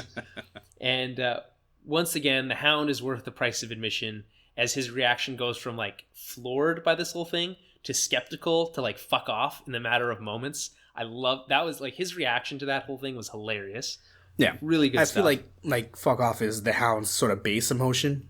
But yeah, that's right. He went from different emotions back down to brought him back down to earth. And then they also had a brief conversation about fire. We know that the Hound was burned as a young boy. He tells Tormund that Tormund, who apparently has a really strong emotional intelligence, mentions that he has sad eyes. Very astute there by Tormund. I didn't really take him to be the emotional type. You wouldn't think so because he's so loud and boisterous, but he really and that's true to his character in the books as well. He's even larger and louder in the books, but he's still he understands Jon and Mance in a way that not many other characters do. So I like that it's true to character. He also mentions that gingers are kissed by fire, which I'm sure your nieces and nephews would appreciate if they were old enough to watch Game of Thrones. Yes, which they are not. But I do have a bunch of redhead little nieces and nephews. And I've never told them that they were kissed by fire. I don't think about them like that. But that's what all the free folk call redheads. Ygritte was kissed by fire. So Tormund and Jon then have a conversation, and Jon and Tormund have a conversation about Dany. Jon tells him that she's important and that she'll partner up with them, but only if he bends the knee. And Tormund basically says that Mance Rayder was a good king. He was a proud man, but it was his pride and not bending a knee that allowed for thousands of his men to die. Right? Meanwhile, Jon's probably thinking, he's like, enough. I get it. People got to stop bringing up this whole pride thing. I get it. Because I think it does finally stick. I think this episode, and it's a good point, and I think it's interesting coming from him specifically because his perspective is so much different than everyone else's. Right? They're all grown up with the norm being this political structure that's been around for ages, right? Generations. But for Tormund, that's not the case, right? He understands in his mind, he knows the true enemy is the White Walkers, right? And he figures it's like, why does it even matter bending the knee? Like, if that means winning the war, who gives a crap, right? Because if you don't win, nothing matters anyway. Right? Yes. So I do like Tormund's perspective. He must have said something similar to Mance then, because Mance chose not to kneel to Stannis, and that cost him his life, right? Yeah, presumably. You would hope so. Yeah. Although I would say the reason Jon hasn't knelt is not his pride, it's his responsibility to the North and the fact that they wouldn't follow him and they wouldn't want to fight this fight. It's that if he knelt, they would look at him as a traitor, right? So Jon isn't a very prideful character. I don't think that is his issue, but it's perceived that way. Keep bringing that up like he is like, oh, it's Jon's pride. It's Jon's pride. Yeah. Maybe he does have a little bit of pride involved, but he also does have that understanding that if he does do that, he threatens the relationship with the North, which is still a true thing. At the end of this episode, that is still I know. It's crazy that he does this at the end of the episode. He's made a point multiple times of saying, these people put their trust in me. That's why I can't kneel to you. They will follow me. They need me to be their leader. And it's Daenerys' pride more than anybody else's that has prevented this relationship from blossoming. Right, which is what we talked about last. Not the romantic relationship, but the military one. Yeah. Actually, we got a tweet. If I can find it through all of this retweets and likes, please, out of the way. I'm looking for it. Hold on 1 second. Okay, from I don't even know how to say it. It's Briar SWT Briarswit at Briarswit on Twitter. Was basically his whole tweet was Jon Snow is a traitor to the North. Please talk about that. Dan, what do you make of that? I mean, at the end of the episode, he sort of is. But it's about perspective. It's the fact that the army of the undead is the true enemy. So and he almost just died again, right? He almost died. Realistically, he brought Daenerys to the north, so she actually saw the size and scope of their army, and her focus is now aligned with his, right? So that's a win. Yeah. Nobody knows about the undead dragon, which is an immense loss, by the way. Yeah. So we'll get to all that later, absolutely. But I think there's still a chance that it never even gets to the point where Jon has to go back hat in hand to the Kings of the North and be like, hey guys, listen, I said I wasn't going to do this, but circumstances. Also, isn't she kind of cute? Come on, Mm-hmm. I don't think that's going to happen. I think before that even becomes an issue, I still think that the whole partner up instead of bend the knee thing is probably going to come to fruition. Or there's also the possibility that it does happen that way, and to get the Northern Lords back on side, they have to come up with a new plan, which then would involve marriage of some kind or something like that. Those are my only two thoughts. Those are my only two possibilities now. I don't know, but given what we know about what's going on with Sansa and Arya, you know that there's going to be strife in the north, and the Northern Lords are going to be, looking to Jon. So if he does this thing where he bends the knee, they don't trust him either. Where do they turn? They might, if Littlefinger and Sansa can play it right, they turn to Sansa, they focus on her, and she can get rid of Arya. Sure, I guess, but then where does that leave Jon? With Daenerys. Okay, yeah, sure, but then then by himself, it's just him, and that's it. Well, yeah, and then, I don't know, and then the show progresses, and we'll see what happens once the walkers get past the wall. No, I don't know. It's still hard to say. I feel like that whole dynamic about what's going to happen with the Northern Lords is important, which is maybe why the Sansa Arya stuff is important, but not for the right reasons, if that makes sense. Okay. So Thoros and Jorah have a brief conversation. I feel like, Dan, this conversation is literally just for book readers. This is for you guys. Yeah, they threw you a bone, and because I don't think this is ever brought up at any other time during the show ever mentioned before at any point. Am I right on that? Yeah, well, I mean, I mentioned it last episode when you were talking about the fact that these characters have pre-existing relationships. And that's the only reason that this even stuck out to me, was because you brought that up last week. So Thoros was the first one, during the Greyjoy Rebellion, Thoros was the first one across the bridge at Pike with his flaming sword charging into the enemy lines, right? And Jorah was the one directly behind him. They were almost neck and neck. Thoros was slightly ahead of him, right? Okay, so that's just something that's stuck out. They kind of have known each other as turning knights, but have never really been close. They were very different people back then. Mm-hmm. So they finally got a chance to talk about it. Was the Greyjoy Rebellion before or after Ned's rebellion? Or at the same time? Ned did. When you say Ned's rebellion, you mean Robert's rebellion? Or Robert's rebellion. Sorry. Yeah, no, it was after that. The Greyjoys were rebelling against Robert Baratheon. Okay.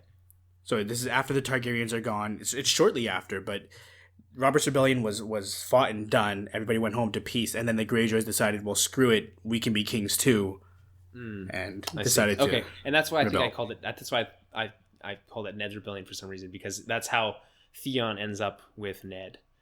That's how that's how my brain connected from those the dots. Greyjoy rebellion. Yes. Yeah. All right. Okay, so yeah, I guess we should just mention quickly.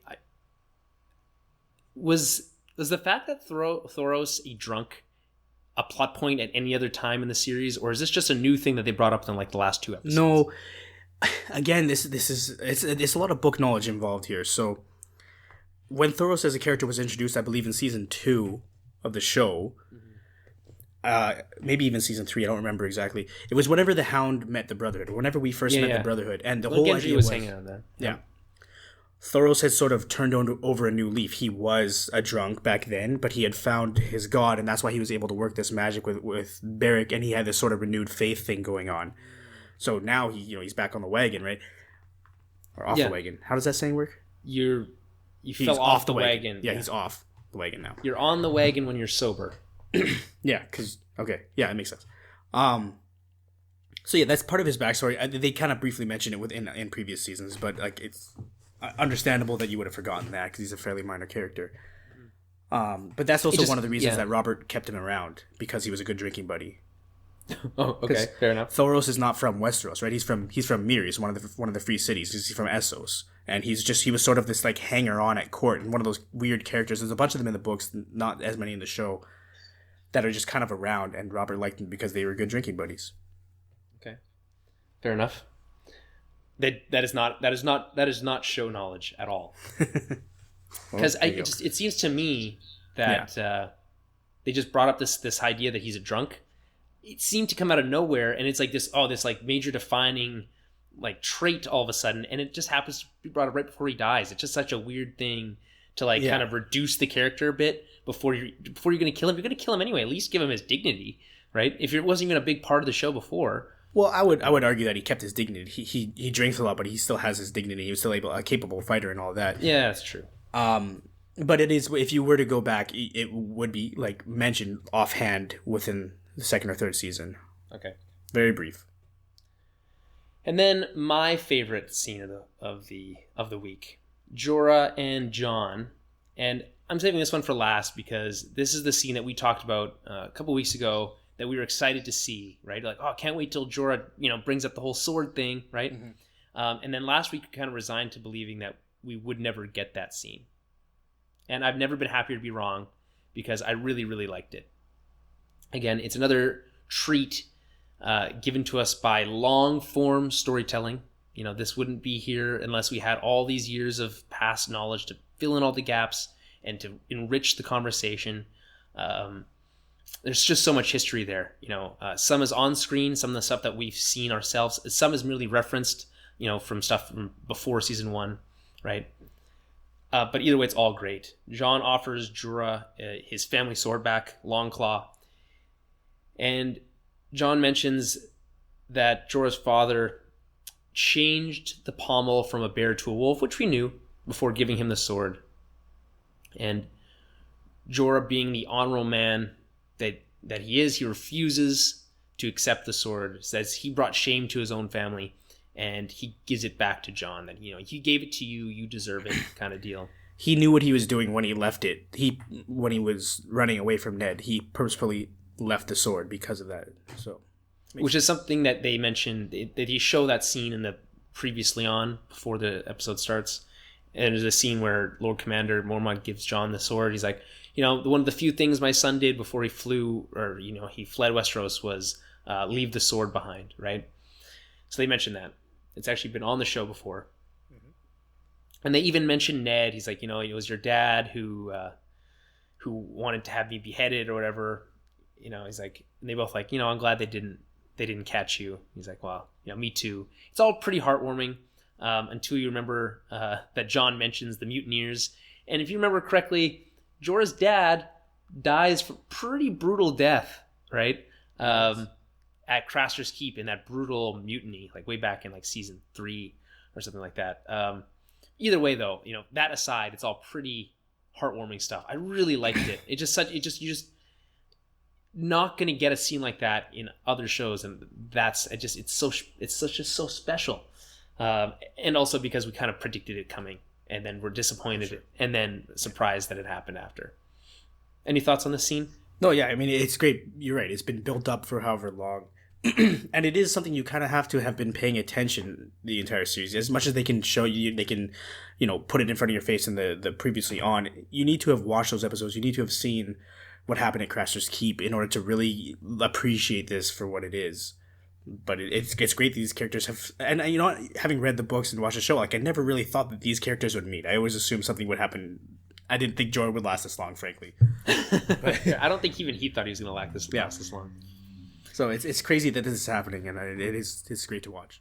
All right, now things now start to get crazy. All right, this is where my favorite part of this episode is over, and now we're going to get into some of the crazier stuff and where people might having some issues. Well, I mean, yeah. Well, I mean, we'll talk about them as they come up, and there are plenty of holes, but I mean, it is exciting visual stuff. It is still exciting regardless, right? I think so. And we'll start with this really awesome bear scene, and the team is going through this storm, and Gendry, using his youthful eyes, I guess, notices that the bear has blue eyes, right? Yeah. And it's not just a bear, it's a zombie bear. It's very cool. Now, I mentioned this on Twitter last night, but apparently zombie bears are the new it thing right now. I don't know. But at E3 this year, we saw zombie bears featured in not one, but 2 different games on stage. That's right. I didn't even think about that. I was like, well, it just keep on rolling with that idea. But Game of Thrones is going to raise the bar. So what's cooler than a zombie bear? A zombie bear on fire, right? So the bear's on fire and charges the hound, and he freezes up. And this is not the first time that fire has paralyzed the hound, right? And Thoros jumps in to save his life, though he receives a pretty nasty bite and mauling because of it. At the end, Beric helps cauterize Thoros' wounds with his flaming sword. Little known fact, I guess I didn't realize that both Thoros and Beric were using the flaming sword thing. I thought that was only like a Beric thing. Well, it was actually originally a Thoros thing. He did it first. Anyway, again, like, it's so weird. They don't really explain how it happens. They just have these flaming swords. But Thoros used a specific oil, and he just did it as like a flashy sort of gimmick when he fought in tourneys, and he did it when he fought at Pike as well. Okay, it's interesting you bring that up because it's clearly more than just oil, right? They in just the show, right? Rub their hand on it, and it's fire now. Yeah, so there's some kind of magical aspect in that. They don't need to explain. I'm fine. with that. Yeah, that's fine.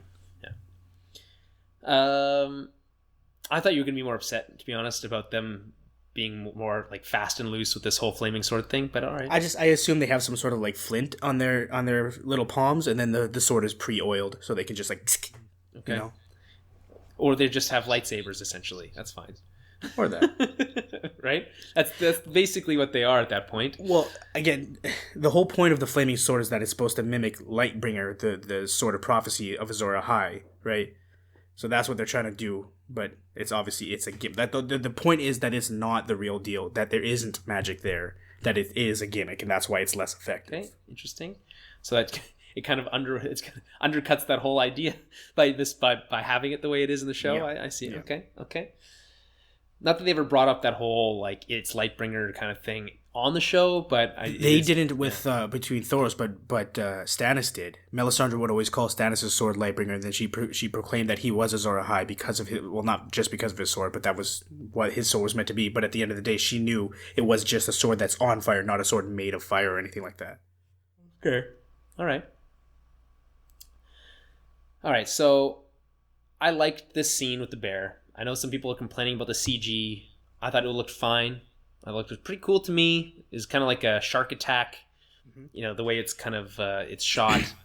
The suspense was good. I enjoyed it. I have no problem with the bear scene. I didn't think about the CG at all in this scene, if it's bad or not. And that is how you know it's good CG. If exactly. You don't think about the CG, it's good CG. It was a cool scene. It was I don't know, like exciting and scary or whatever. Like it was perfect for what you got to feel bad for all the red shirts. You know? Yeah, but what is that guy doing so far ahead of the group? What is he trying to do? He's scouting, yeah. No, that's not how it works. Well, maybe it is. He's scouting, but he's like 50 feet in front of them. Like whatever you're scouting, they're going to see in 10 seconds. Just get back with the group. I don't know. Maybe he saw something. I don't know. Him, and he's not the only one who meets a pretty shitty death. Yeah, but that guy was trying to be a hero, and he got what he deserved. All right, don't be a hero. That's the lesson. That's the lesson that this episode gives. All right. Later, the team spots a group of whites being led by a walker, and they ambush them. And Jon kills the walker with Longclaw. And when the walker dies, most of the whites with him, also die, right? Conveniently, all but one. Yes, we learned that apparently if you kill a walker, you also kill the whites it turned, which is important, but also very new information. And also conjecture. It's probably true, but it is just a guess. Yeah, they don't know for sure, but that does seem likely to be the case, right? Yeah. So they tie up this one remaining white, and it screams out super loud. I think someone on Twitter or something referenced Jurassic Park 2 with like the baby T-Rex, right? Or Jurassic Park 3 when they trap the raptor in that little cage with the door, and it goes like, arr, arr, and it calls the other raptors. I was really hoping you tried to make the sound. I can't make the sound. Yeah, that was pretty bad, but you know what I mean, right? Yeah. No, they're I'm not gonna try and he's anymore. like, they're communicating. Yeah, exactly. Right? Yeah. It's calling for help. Right. No, it's yeah, whatever. I'm not going to try again, but it's more high pitched than that. Dr. Grant is amazed. Is basically what happens. Yeah.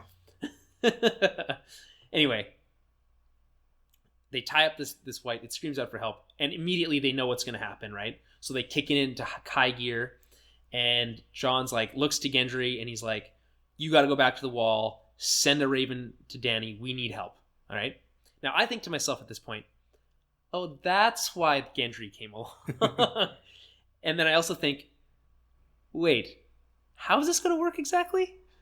But we'll get to that, because I know this is where people are going to start running literally into a wall. It's hard to say. It does kind of feel like they've traveled a long distance, but at the same time, given the time of day, it may have been only a day's march, so it's conceivable that he could run back.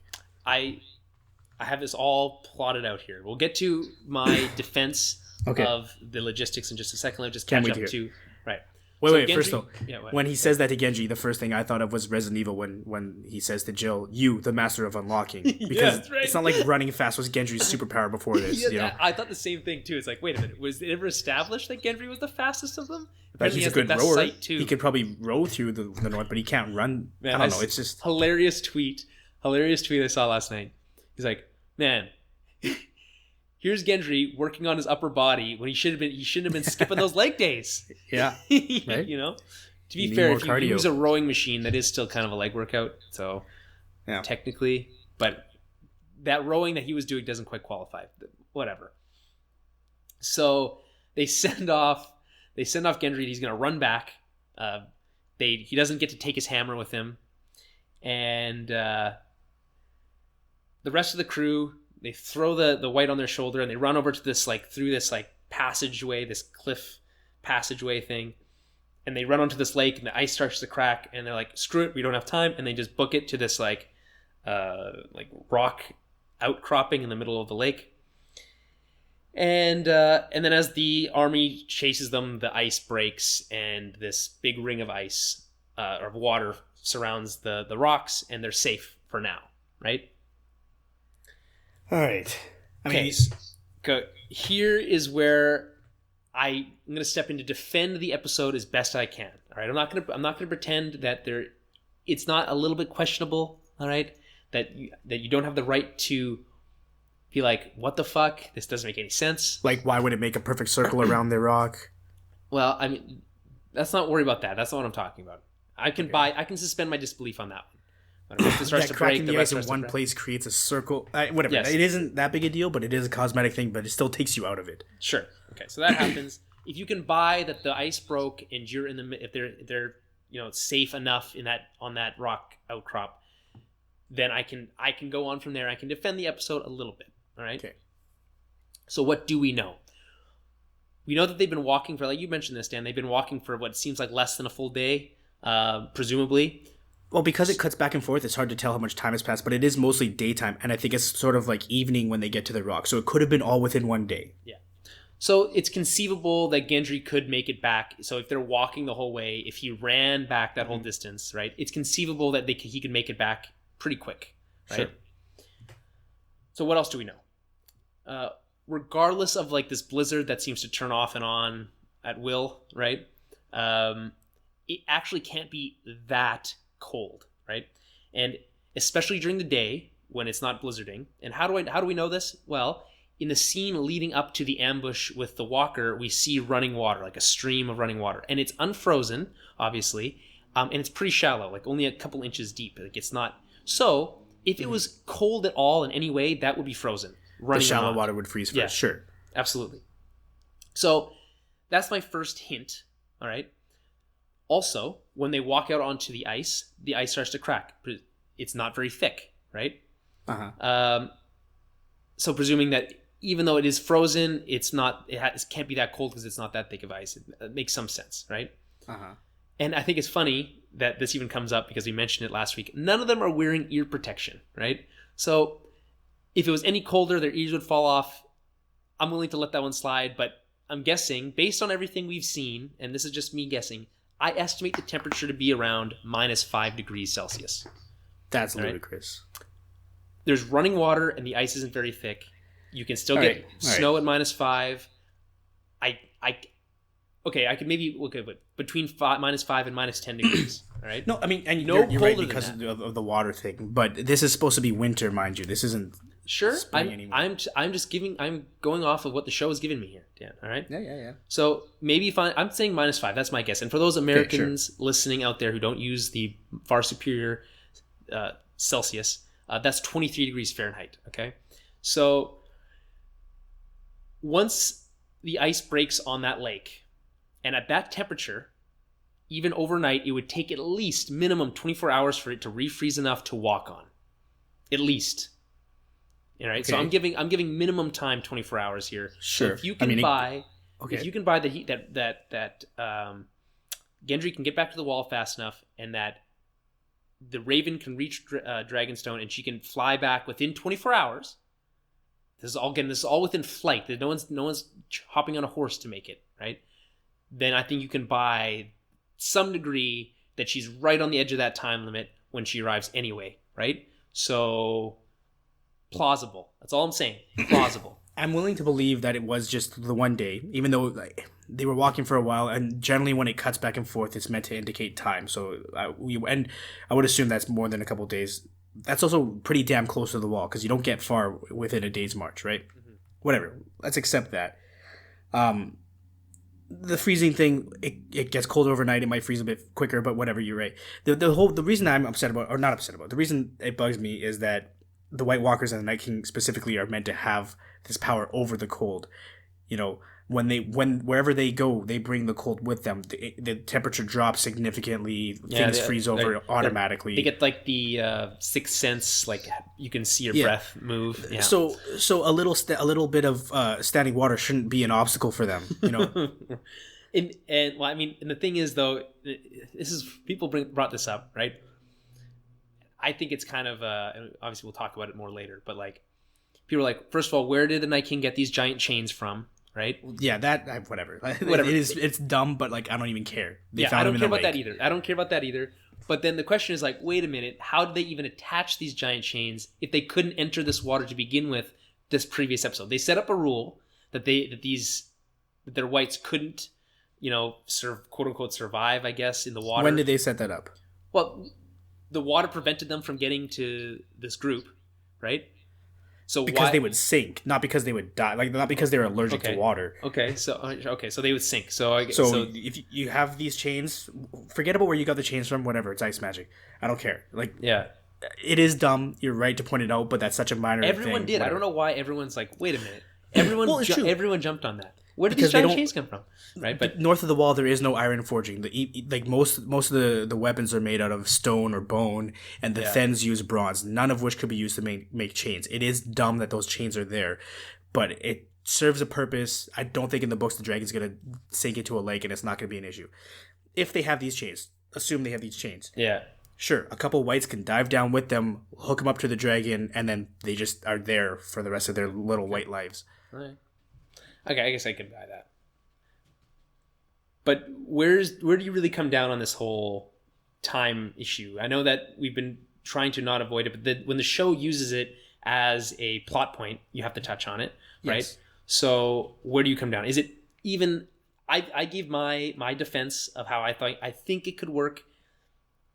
Obviously, it's not ironclad in any way. Mm-hmm. Where do you come down on that? Yeah, I know. I get that. You're trying to be apologetic for the show. Look, even if it's within a day's march, call it half a day's run. Even if he's running the whole time, which is probably physically impossible.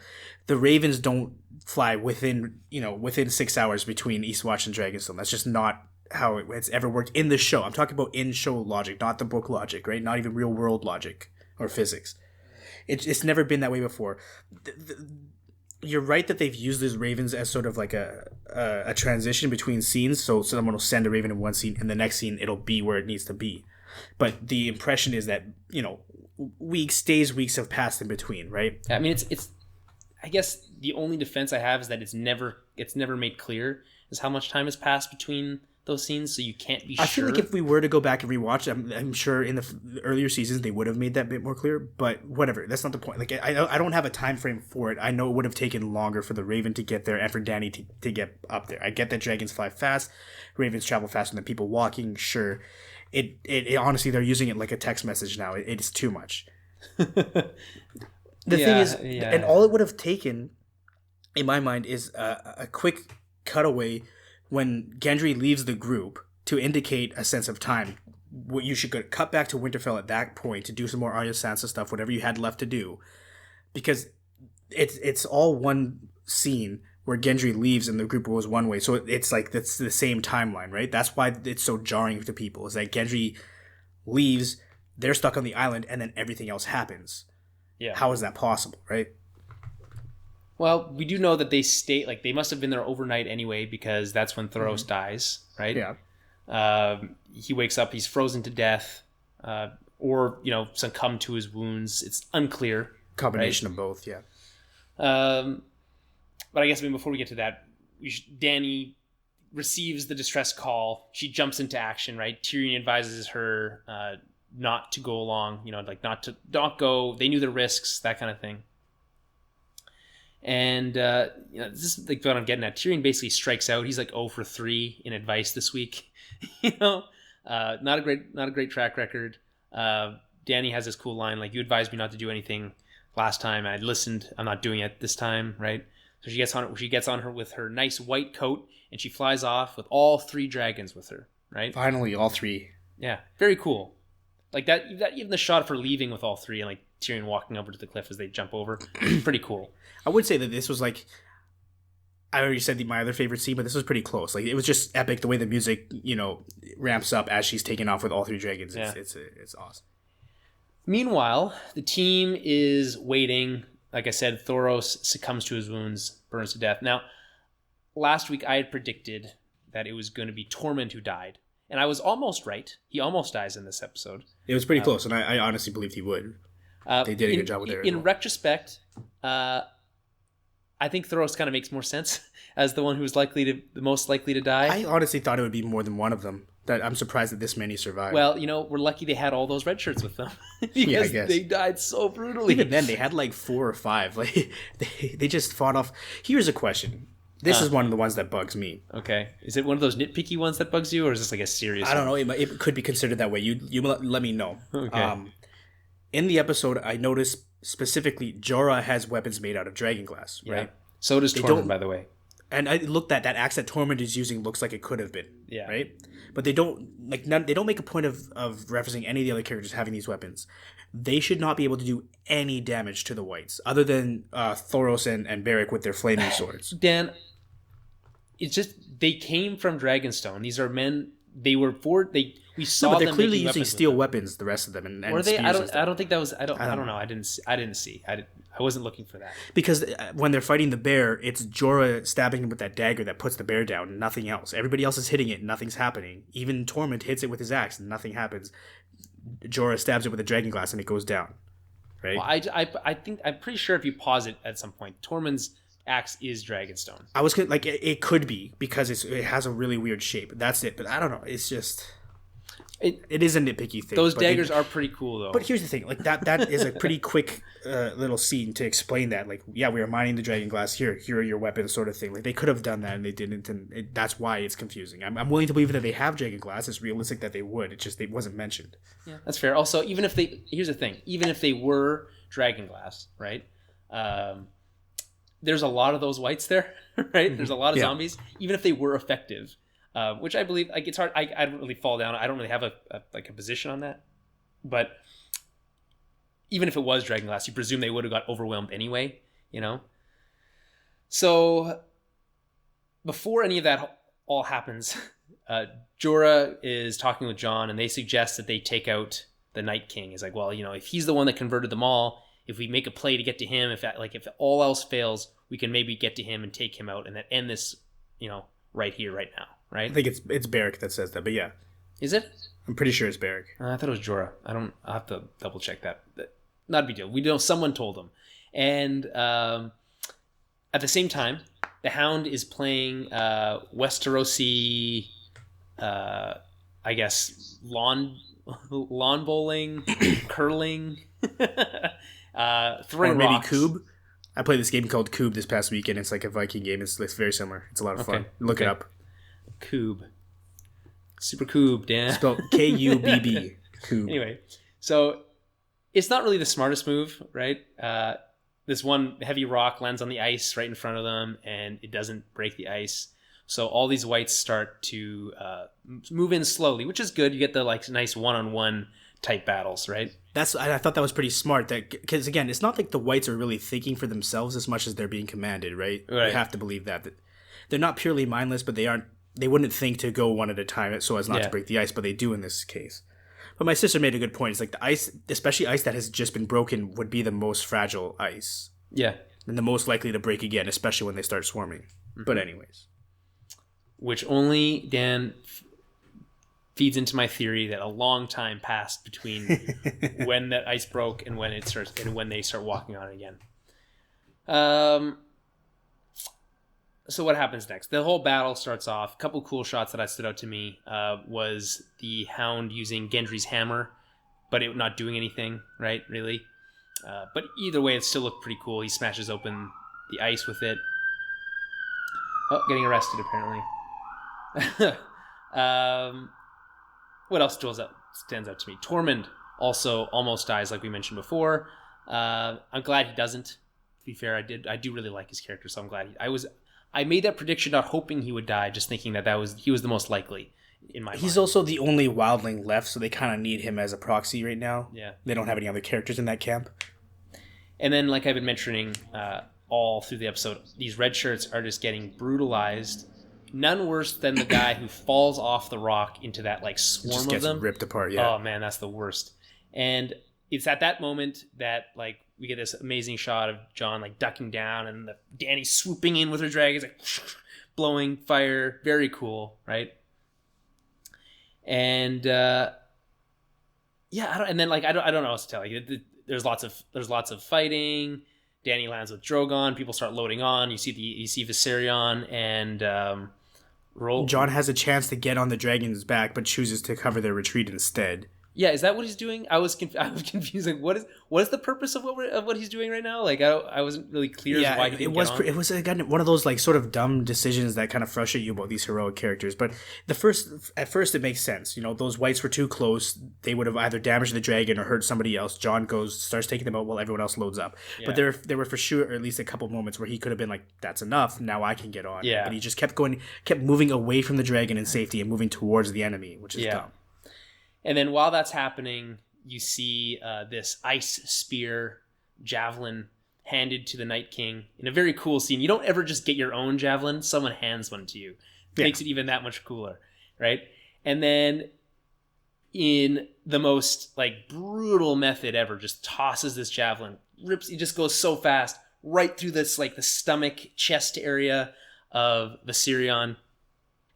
The green it's the green one, right? No, Viserion's the pale white and yellow one. Okay. Rhaegal is green and yellow. Okay.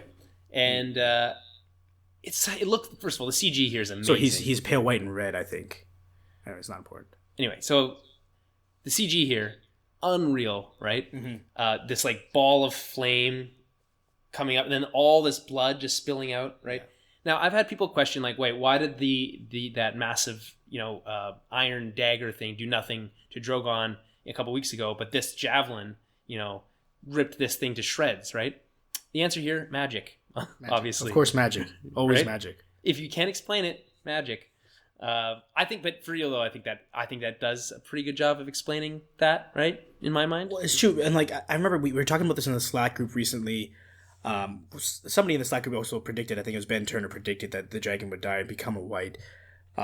But like I remember saying, to me, the dragons have to be vulnerable. They can't be this trump card, Yeah. It seems so simple that fire melts ice. The dragons can roll through, and even with this army, they kind of bowled through and wrecked shop for a while. Okay. They have to have a weakness, and that's going to be the Night King and the magic of that other side, the ice to their fire. Enough snow and ice will put out smother a fire as well, right?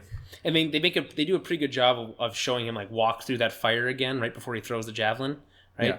Kind of like, okay, so there is something there, right? And it's such a brutal throw. Like, it moves so fast through the air, right? It's pretty freaking cool, man. Like that, for all the stuff that this episode does, that's not great. This final battle scene with the dragons, you're not going to see all 3 dragons fighting ever again. Yeah. Sorry, you will, just not all on the same side. Yeah.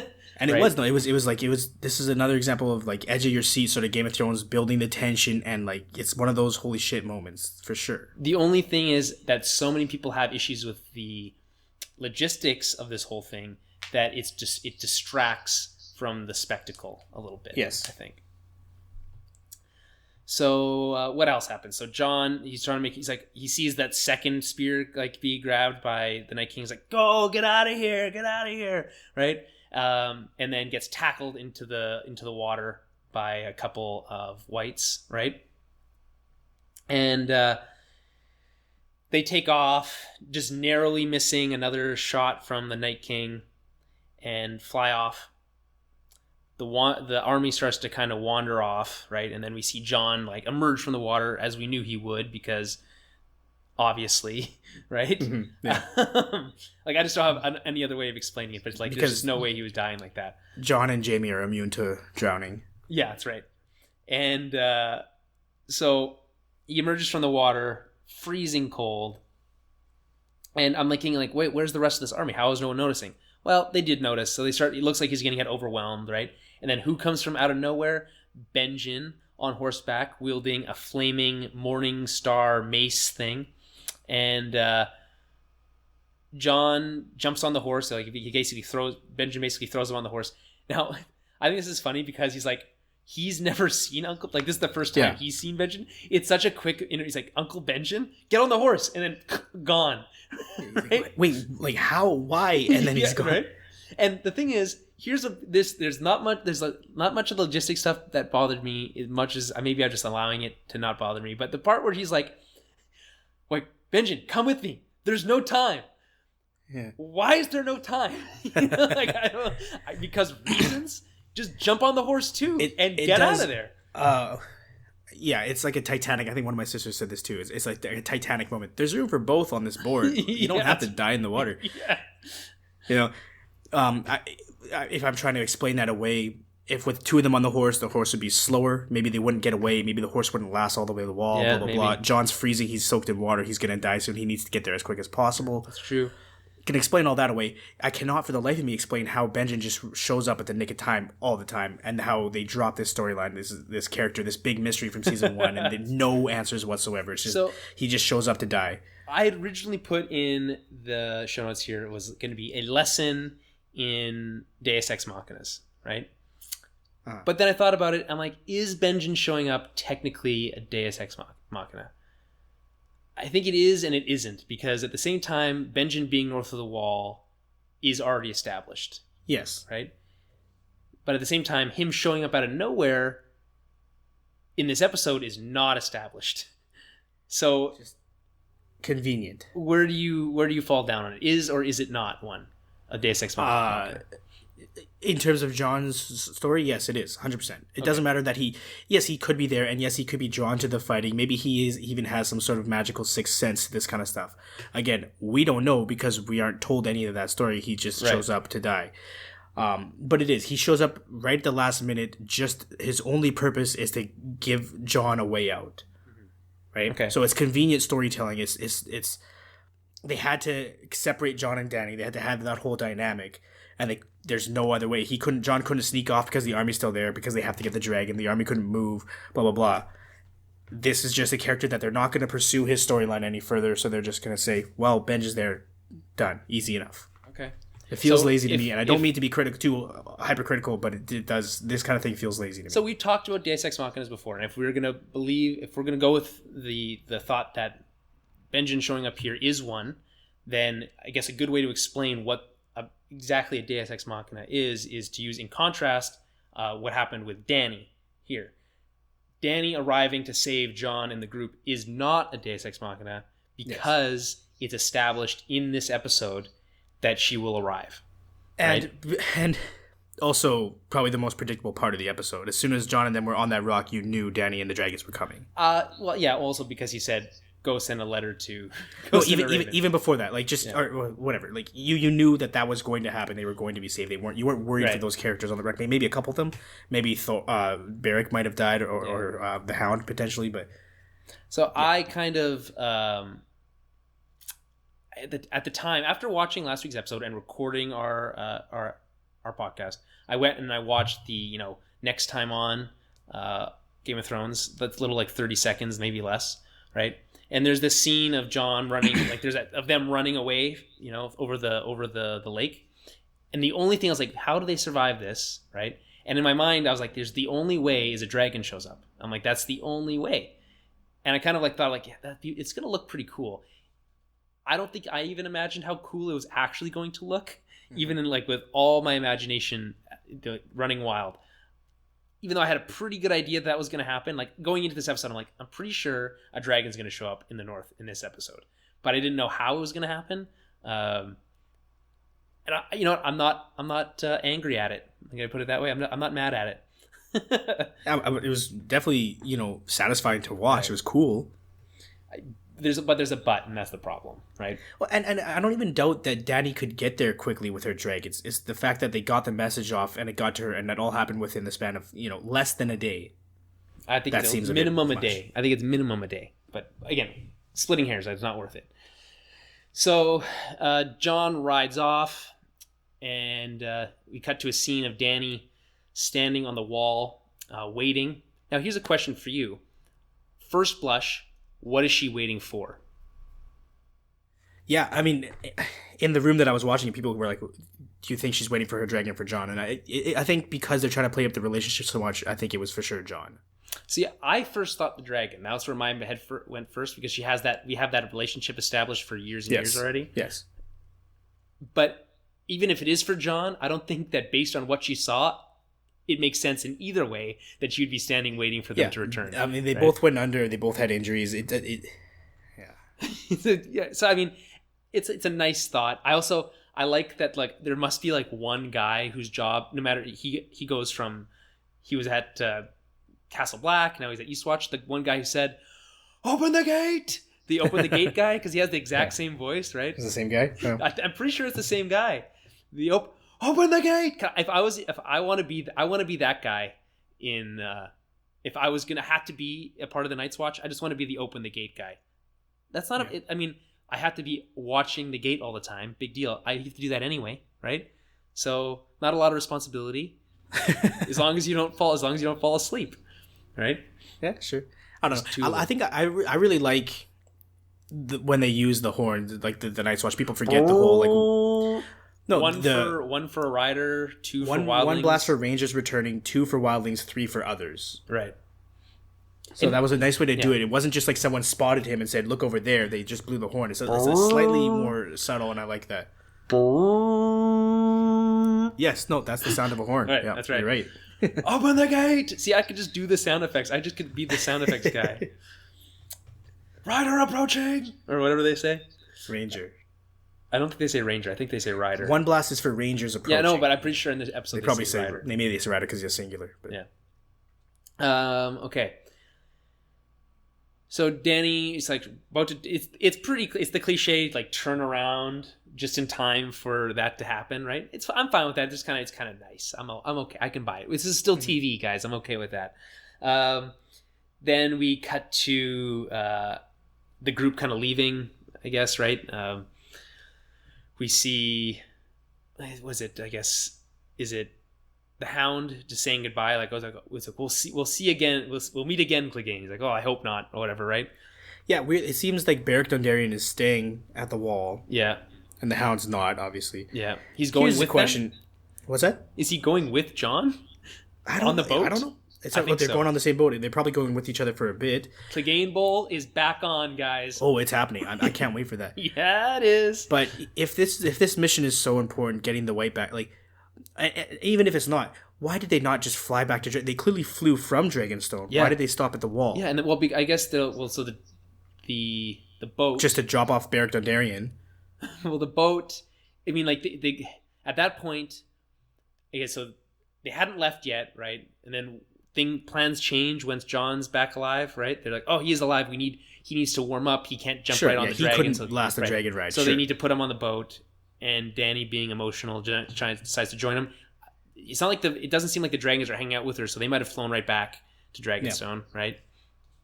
Other than that, it's all unclear. I kind of wondered, like, why didn't they just like stop in at Winterfell? You know, while you're in the north, just stop in, say hi, how's it going? I mean, it's easy to think that, but it's really not on the way, and it's pretty far from Eastwatch. I know, very much out of the way. I know, but it's like when you consider the fact that he hasn't heard from them, that Sansa hasn't heard from him in weeks, that he's going to go straight from the Eastwatch back to Dragonstone and back. Well, it's not like he has any say in that decision. And then straight to King's Landing, presumably, right? So, like, come on. Well, I mean, maybe he'll send a letter from Dragonstone, but he was suffering from his injuries. He couldn't really decide where they were going to go. That I believe he would have wanted to go to Westeros or to Winterfell rather. Yeah, he's like, we got more shit to do, I guess.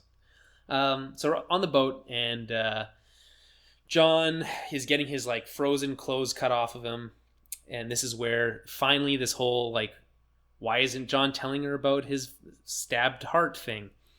This is where it finally pays off, right? She sees the scar where his heart is, and she kind of has this like, oh, that's what he meant look on her face, right? He literally took a knife to the heart. Which is an odd reaction to something. I mean, I guess she just saw an army of people brought back from the dead, but still. I think she's kind of happy to see that he's alive at all. Yeah, right? for sure.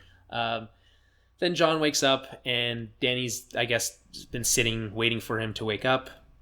And they have this conversation. He calls her Dany. They laugh.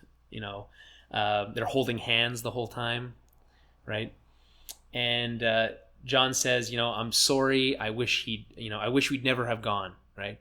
And that, as soon as he said that, I'm like, yeah, so do I. It was a stupid plan. Like that was, the whole audience was probably thinking the same thing.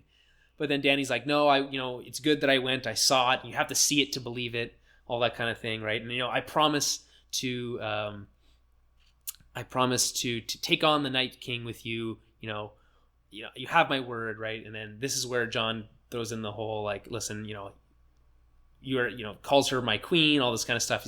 She gets all emotional. She's like, I hope I deserve it. All this stuff, right? Which Emilia Clarke is great in the scene, by the way. Yeah, I think she's pretty good. This is a side of Daenerys we don't get to see very much. The emotional side, the vulnerable side. We see her being very powerful a lot. This is the side that we don't get to see very often, which is nice. I'm really surprised. It's not like she's okay with losing a dragon, but how, like, I guess enough time has passed that she's less angry. But like, you would think, given throughout all season 2 how much she yells about "Where are my dragons," like she would be actually viciously angry about this, but she's not. No one remembers season 2, man. That's the worst season of the show. I don't know. Is this one giving it a run for its money? Is that what you're trying to say? I remember, and I would have to go back and think about it, but I think I remember really disliking 5 or 6. 5 isn't good either. That's fair. So I think this is a good enough time as any to bring this up. And this is, again, Cliff sent me this picture. He's on the ball this week with sending over appropriate What's stuff. What's up, Cliff? And it's just a couple quotes from this week's episode, and then a quote from season 1, actually, of Game of Thrones. So it's Jorah talking to Jon in this very episode, talking about Longclaw. He says, "May it serve you well, and your children after you." Right? Okay. So that on its own doesn't really mean anything. Then there's and then there's Tyrion in this episode. You say you can't have children, talking to Dany, right? And then there's Dany here, talking to Jon on the boat. "The dragons are my only children. They're the only children I'll ever have," right? And making sure that he understands that. Yeah. She really focuses on that. Then there's just a picture of the dead dragon, right? Fair. And then cut to this picture here, which is of Dan. What's the name of the what would you call her? Witch from season 1? Oh, Miri Mazdur. Talking to Dany, saying only death may pay for life. Clearly, the implication here is that now that one of her dragons has died, she may be able to have a child. Perhaps that's kind of what he's maybe. Getting that's at. Huge. That'd be crazy. I think it's a pretty cool idea. I'm I on like board it. for that theory.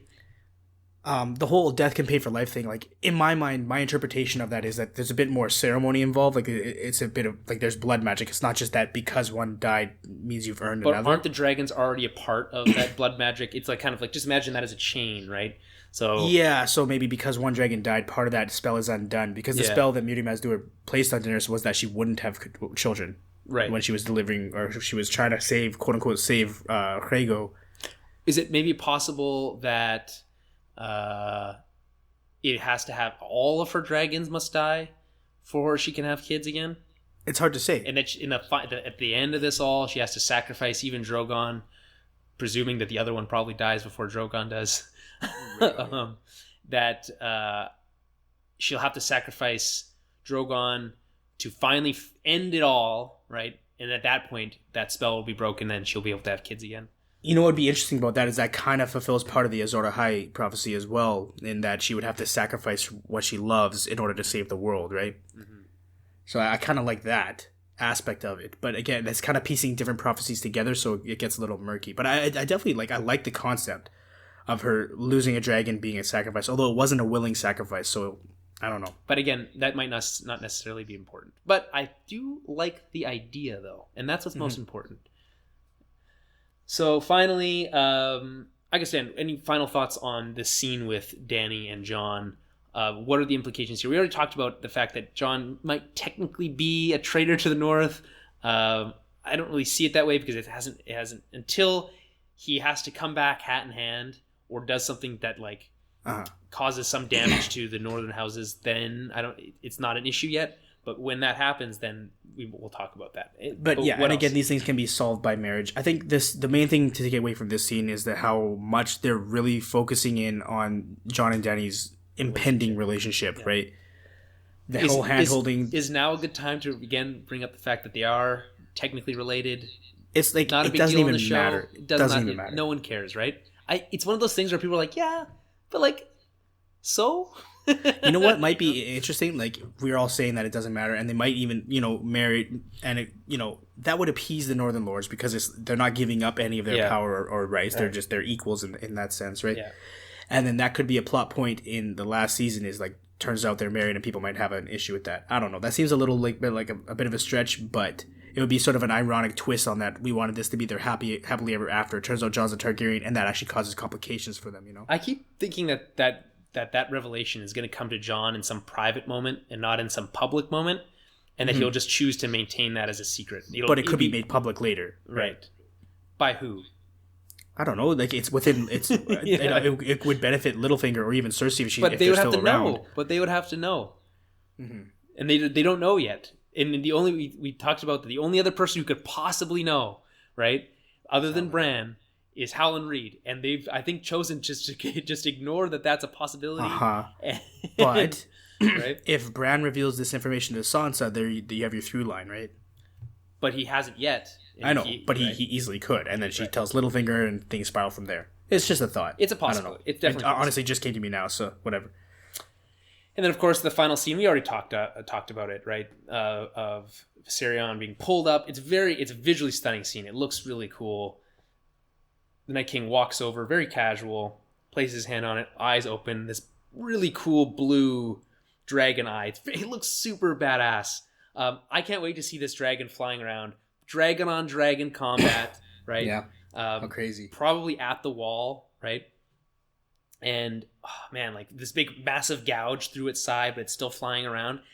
Here's the question, and I put this out on Twitter. I have yet to get a straight answer from anyone, really.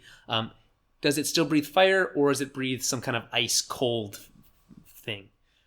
That's hard to say, right? Because the whole dragons are fire made flesh thing is meant to be like, they're sort of an embodiment of like fire symbolizing life, right? Yeah. Fires are very, very dynamic. They're constantly moving. They're very much alive. Whereas things that are frozen are very much dead. So I wouldn't be surprised if it were some sort of ice thing. Also, because that would be the counterpunch to the dragon's fire. You can just see like the red and the blue just like meeting in midair. I mean, that's pretty cliche, but I mean, I feel like it could happen. Yeah, Dragon Ball Z style with like like beams hitting each other midair, right? We'll see what happens. I mean, here's another question. Do you think the Night King rides on the dragon? Oh, that'd be pretty cool, right? I didn't think of that. I didn't think about that. That's pretty cool. I think so, right? He just got an upgrade for his mount, Dan. Yeah. Yeah, exactly. I mean, there's no way that the Night King is target. Like, he was a commander of the Night's Watch or whatever. But he commands the dead, right? And this is a dead dragon. Exactly. So exactly. So I think he really could ride the dragon. That's pretty cool. Here's the question then. If that's going to be what happens, does Jon face him in aerial dragon on dragon combat on his own dragon? If Jon and Rhaegal ever get together, yeah. They've been giving each other that fucking stink eye ever since Hardhome, hey? Mm-hmm. He even in this episode, he looks up at him and he just like gives. I mean, Jon has an opening, like he could probably get to him, but he wouldn't last. There's too many White Walkers up there. Yeah, well, he has to climb up that hill too, and like that. Yeah, it exposes you. Any final thoughts before we get to our final thoughts? Ooh, that's a good question. You know what? I'm going to save it for my final thoughts, actually. All right, okay. So, Dan, your favorite scene this week? I think you already said it, but remind us. Yeah, I said the Tormund and the Hound, just because that was a lot of fun. It was a change of pace. It was, those two fan favorite characters bouncing off each other was great. Okay, and my final favorite scene, is Jon and Jorah. I talked about that. I love that scene. I think it's just the culmination of everything that we've talked about with what's good with the show. This is funny because last time there was an episode with the big battle scene, we both chose the big battle scene as our favorite, and this time had another big battle scene. This time with 3 dragons instead of just one, and we didn't pick the battle scene. I think that speaks volumes to the issues surrounding the rest of the episode that we've discussed already.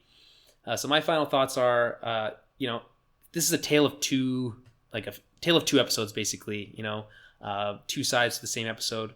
One pretty good one, right, with lots of action, like good quality action, and really great character moments, right? And then the other with Winterfell and the Stark girls, and I don't like the storyline. If you're going to do the storyline, I think it's being done poorly. Overall, though, I think this episode is pretty good. It's not great.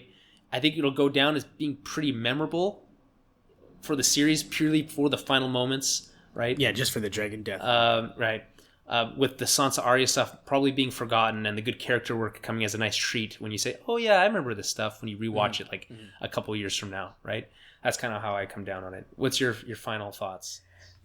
Yeah, again, the Sansa Arya stuff, it's just one of those cases where it feels like it hasn't been earned. Like they're just telling us that rather than like taking us along with the story. You know what I mean? Like they're basically explicitly saying now these people don't like each other. Whereas, every time we see them, it doesn't really make sense to us as an audience why they would act the way they're acting. They're not being rational. It feels a bit contrived. That's yeah. Like all of this could be solved if they were able to talk to each other or Bran or anybody else other than Littlefinger about what's happening, right? Right. Yeah. And that's the problem where it's like this. It feels like this shouldn't even be an issue, but it keeps getting worse and worse.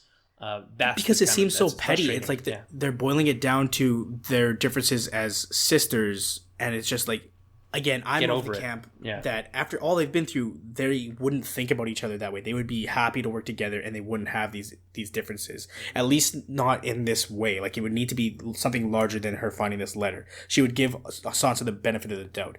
Even when they first got back together, they did a little hug, but immediately after that, Arya was suspicious of Sansa, and I think that's a fault in the writing because it's not necessarily true to their characters. As much as Arya has become this sort of badass assassin, her coming back to Winterfell signifies that family still means something to her. So, right.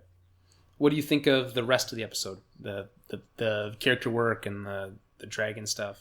Yeah, again, I think you mentioned it earlier. All that stuff before the battle is very much early Game of Thrones stuff, where you just you really chew the fat with these characters, and you get a bit of their personality shining through and how they interact with each other in ways you may not have predicted. Like, who would have ever thought the Hound and Tormund would meet? Yeah. And how cool is it to see them together and see how they play off each other? So that kind of stuff is like classic Game of Thrones. Not the only thing, but one of the main things that makes the series work. And then the action, again, visually exciting. There's plenty of plot holes if you're concerned about the consistency of the ice or whatever, but you have to get over that cosmetic stuff and just enjoy it for what it is, I guess. I know that sounds like a cop-out. Yeah, no, I get where people come down on this. I did my best to defend it, and I'll stand by my defense of it. But I can understand why that kind of looms large over what should have been a pretty spectacular episode, right? Yeah, because it does distract you from it. It does take you, like, there's moments within the episode that not only, like, that people around me and myself were saying, like, that's dumb, or throwing my hands up in the air, like, why would that happen? You know, like, where did Benjen come from? Why does the ice now support them when before it didn't, sort of thing. But yes, best to just ignore it for now, at least. If anything, like I've said before, like, this makes me more excited for the books because I know, okay, Viserion's going to die and he's going to get turned into an ice dragon. That's going to happen in the books. But it'll be right. But it could be done in a different way. It'll be done in a much more thoughtful manner, and I'm very excited to see how that happens. Okay, if it ever fucking comes out. Who knows?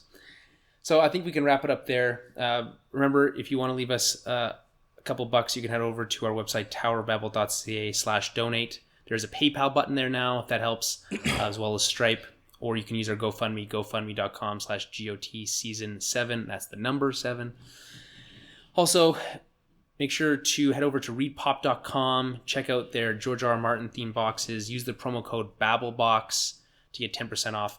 But if you'd prefer, and you'd like to just maybe win one of these boxes... And we should have mentioned this at the beginning of the episode. Yeah, I know. I thought about it too, but it's not a big deal.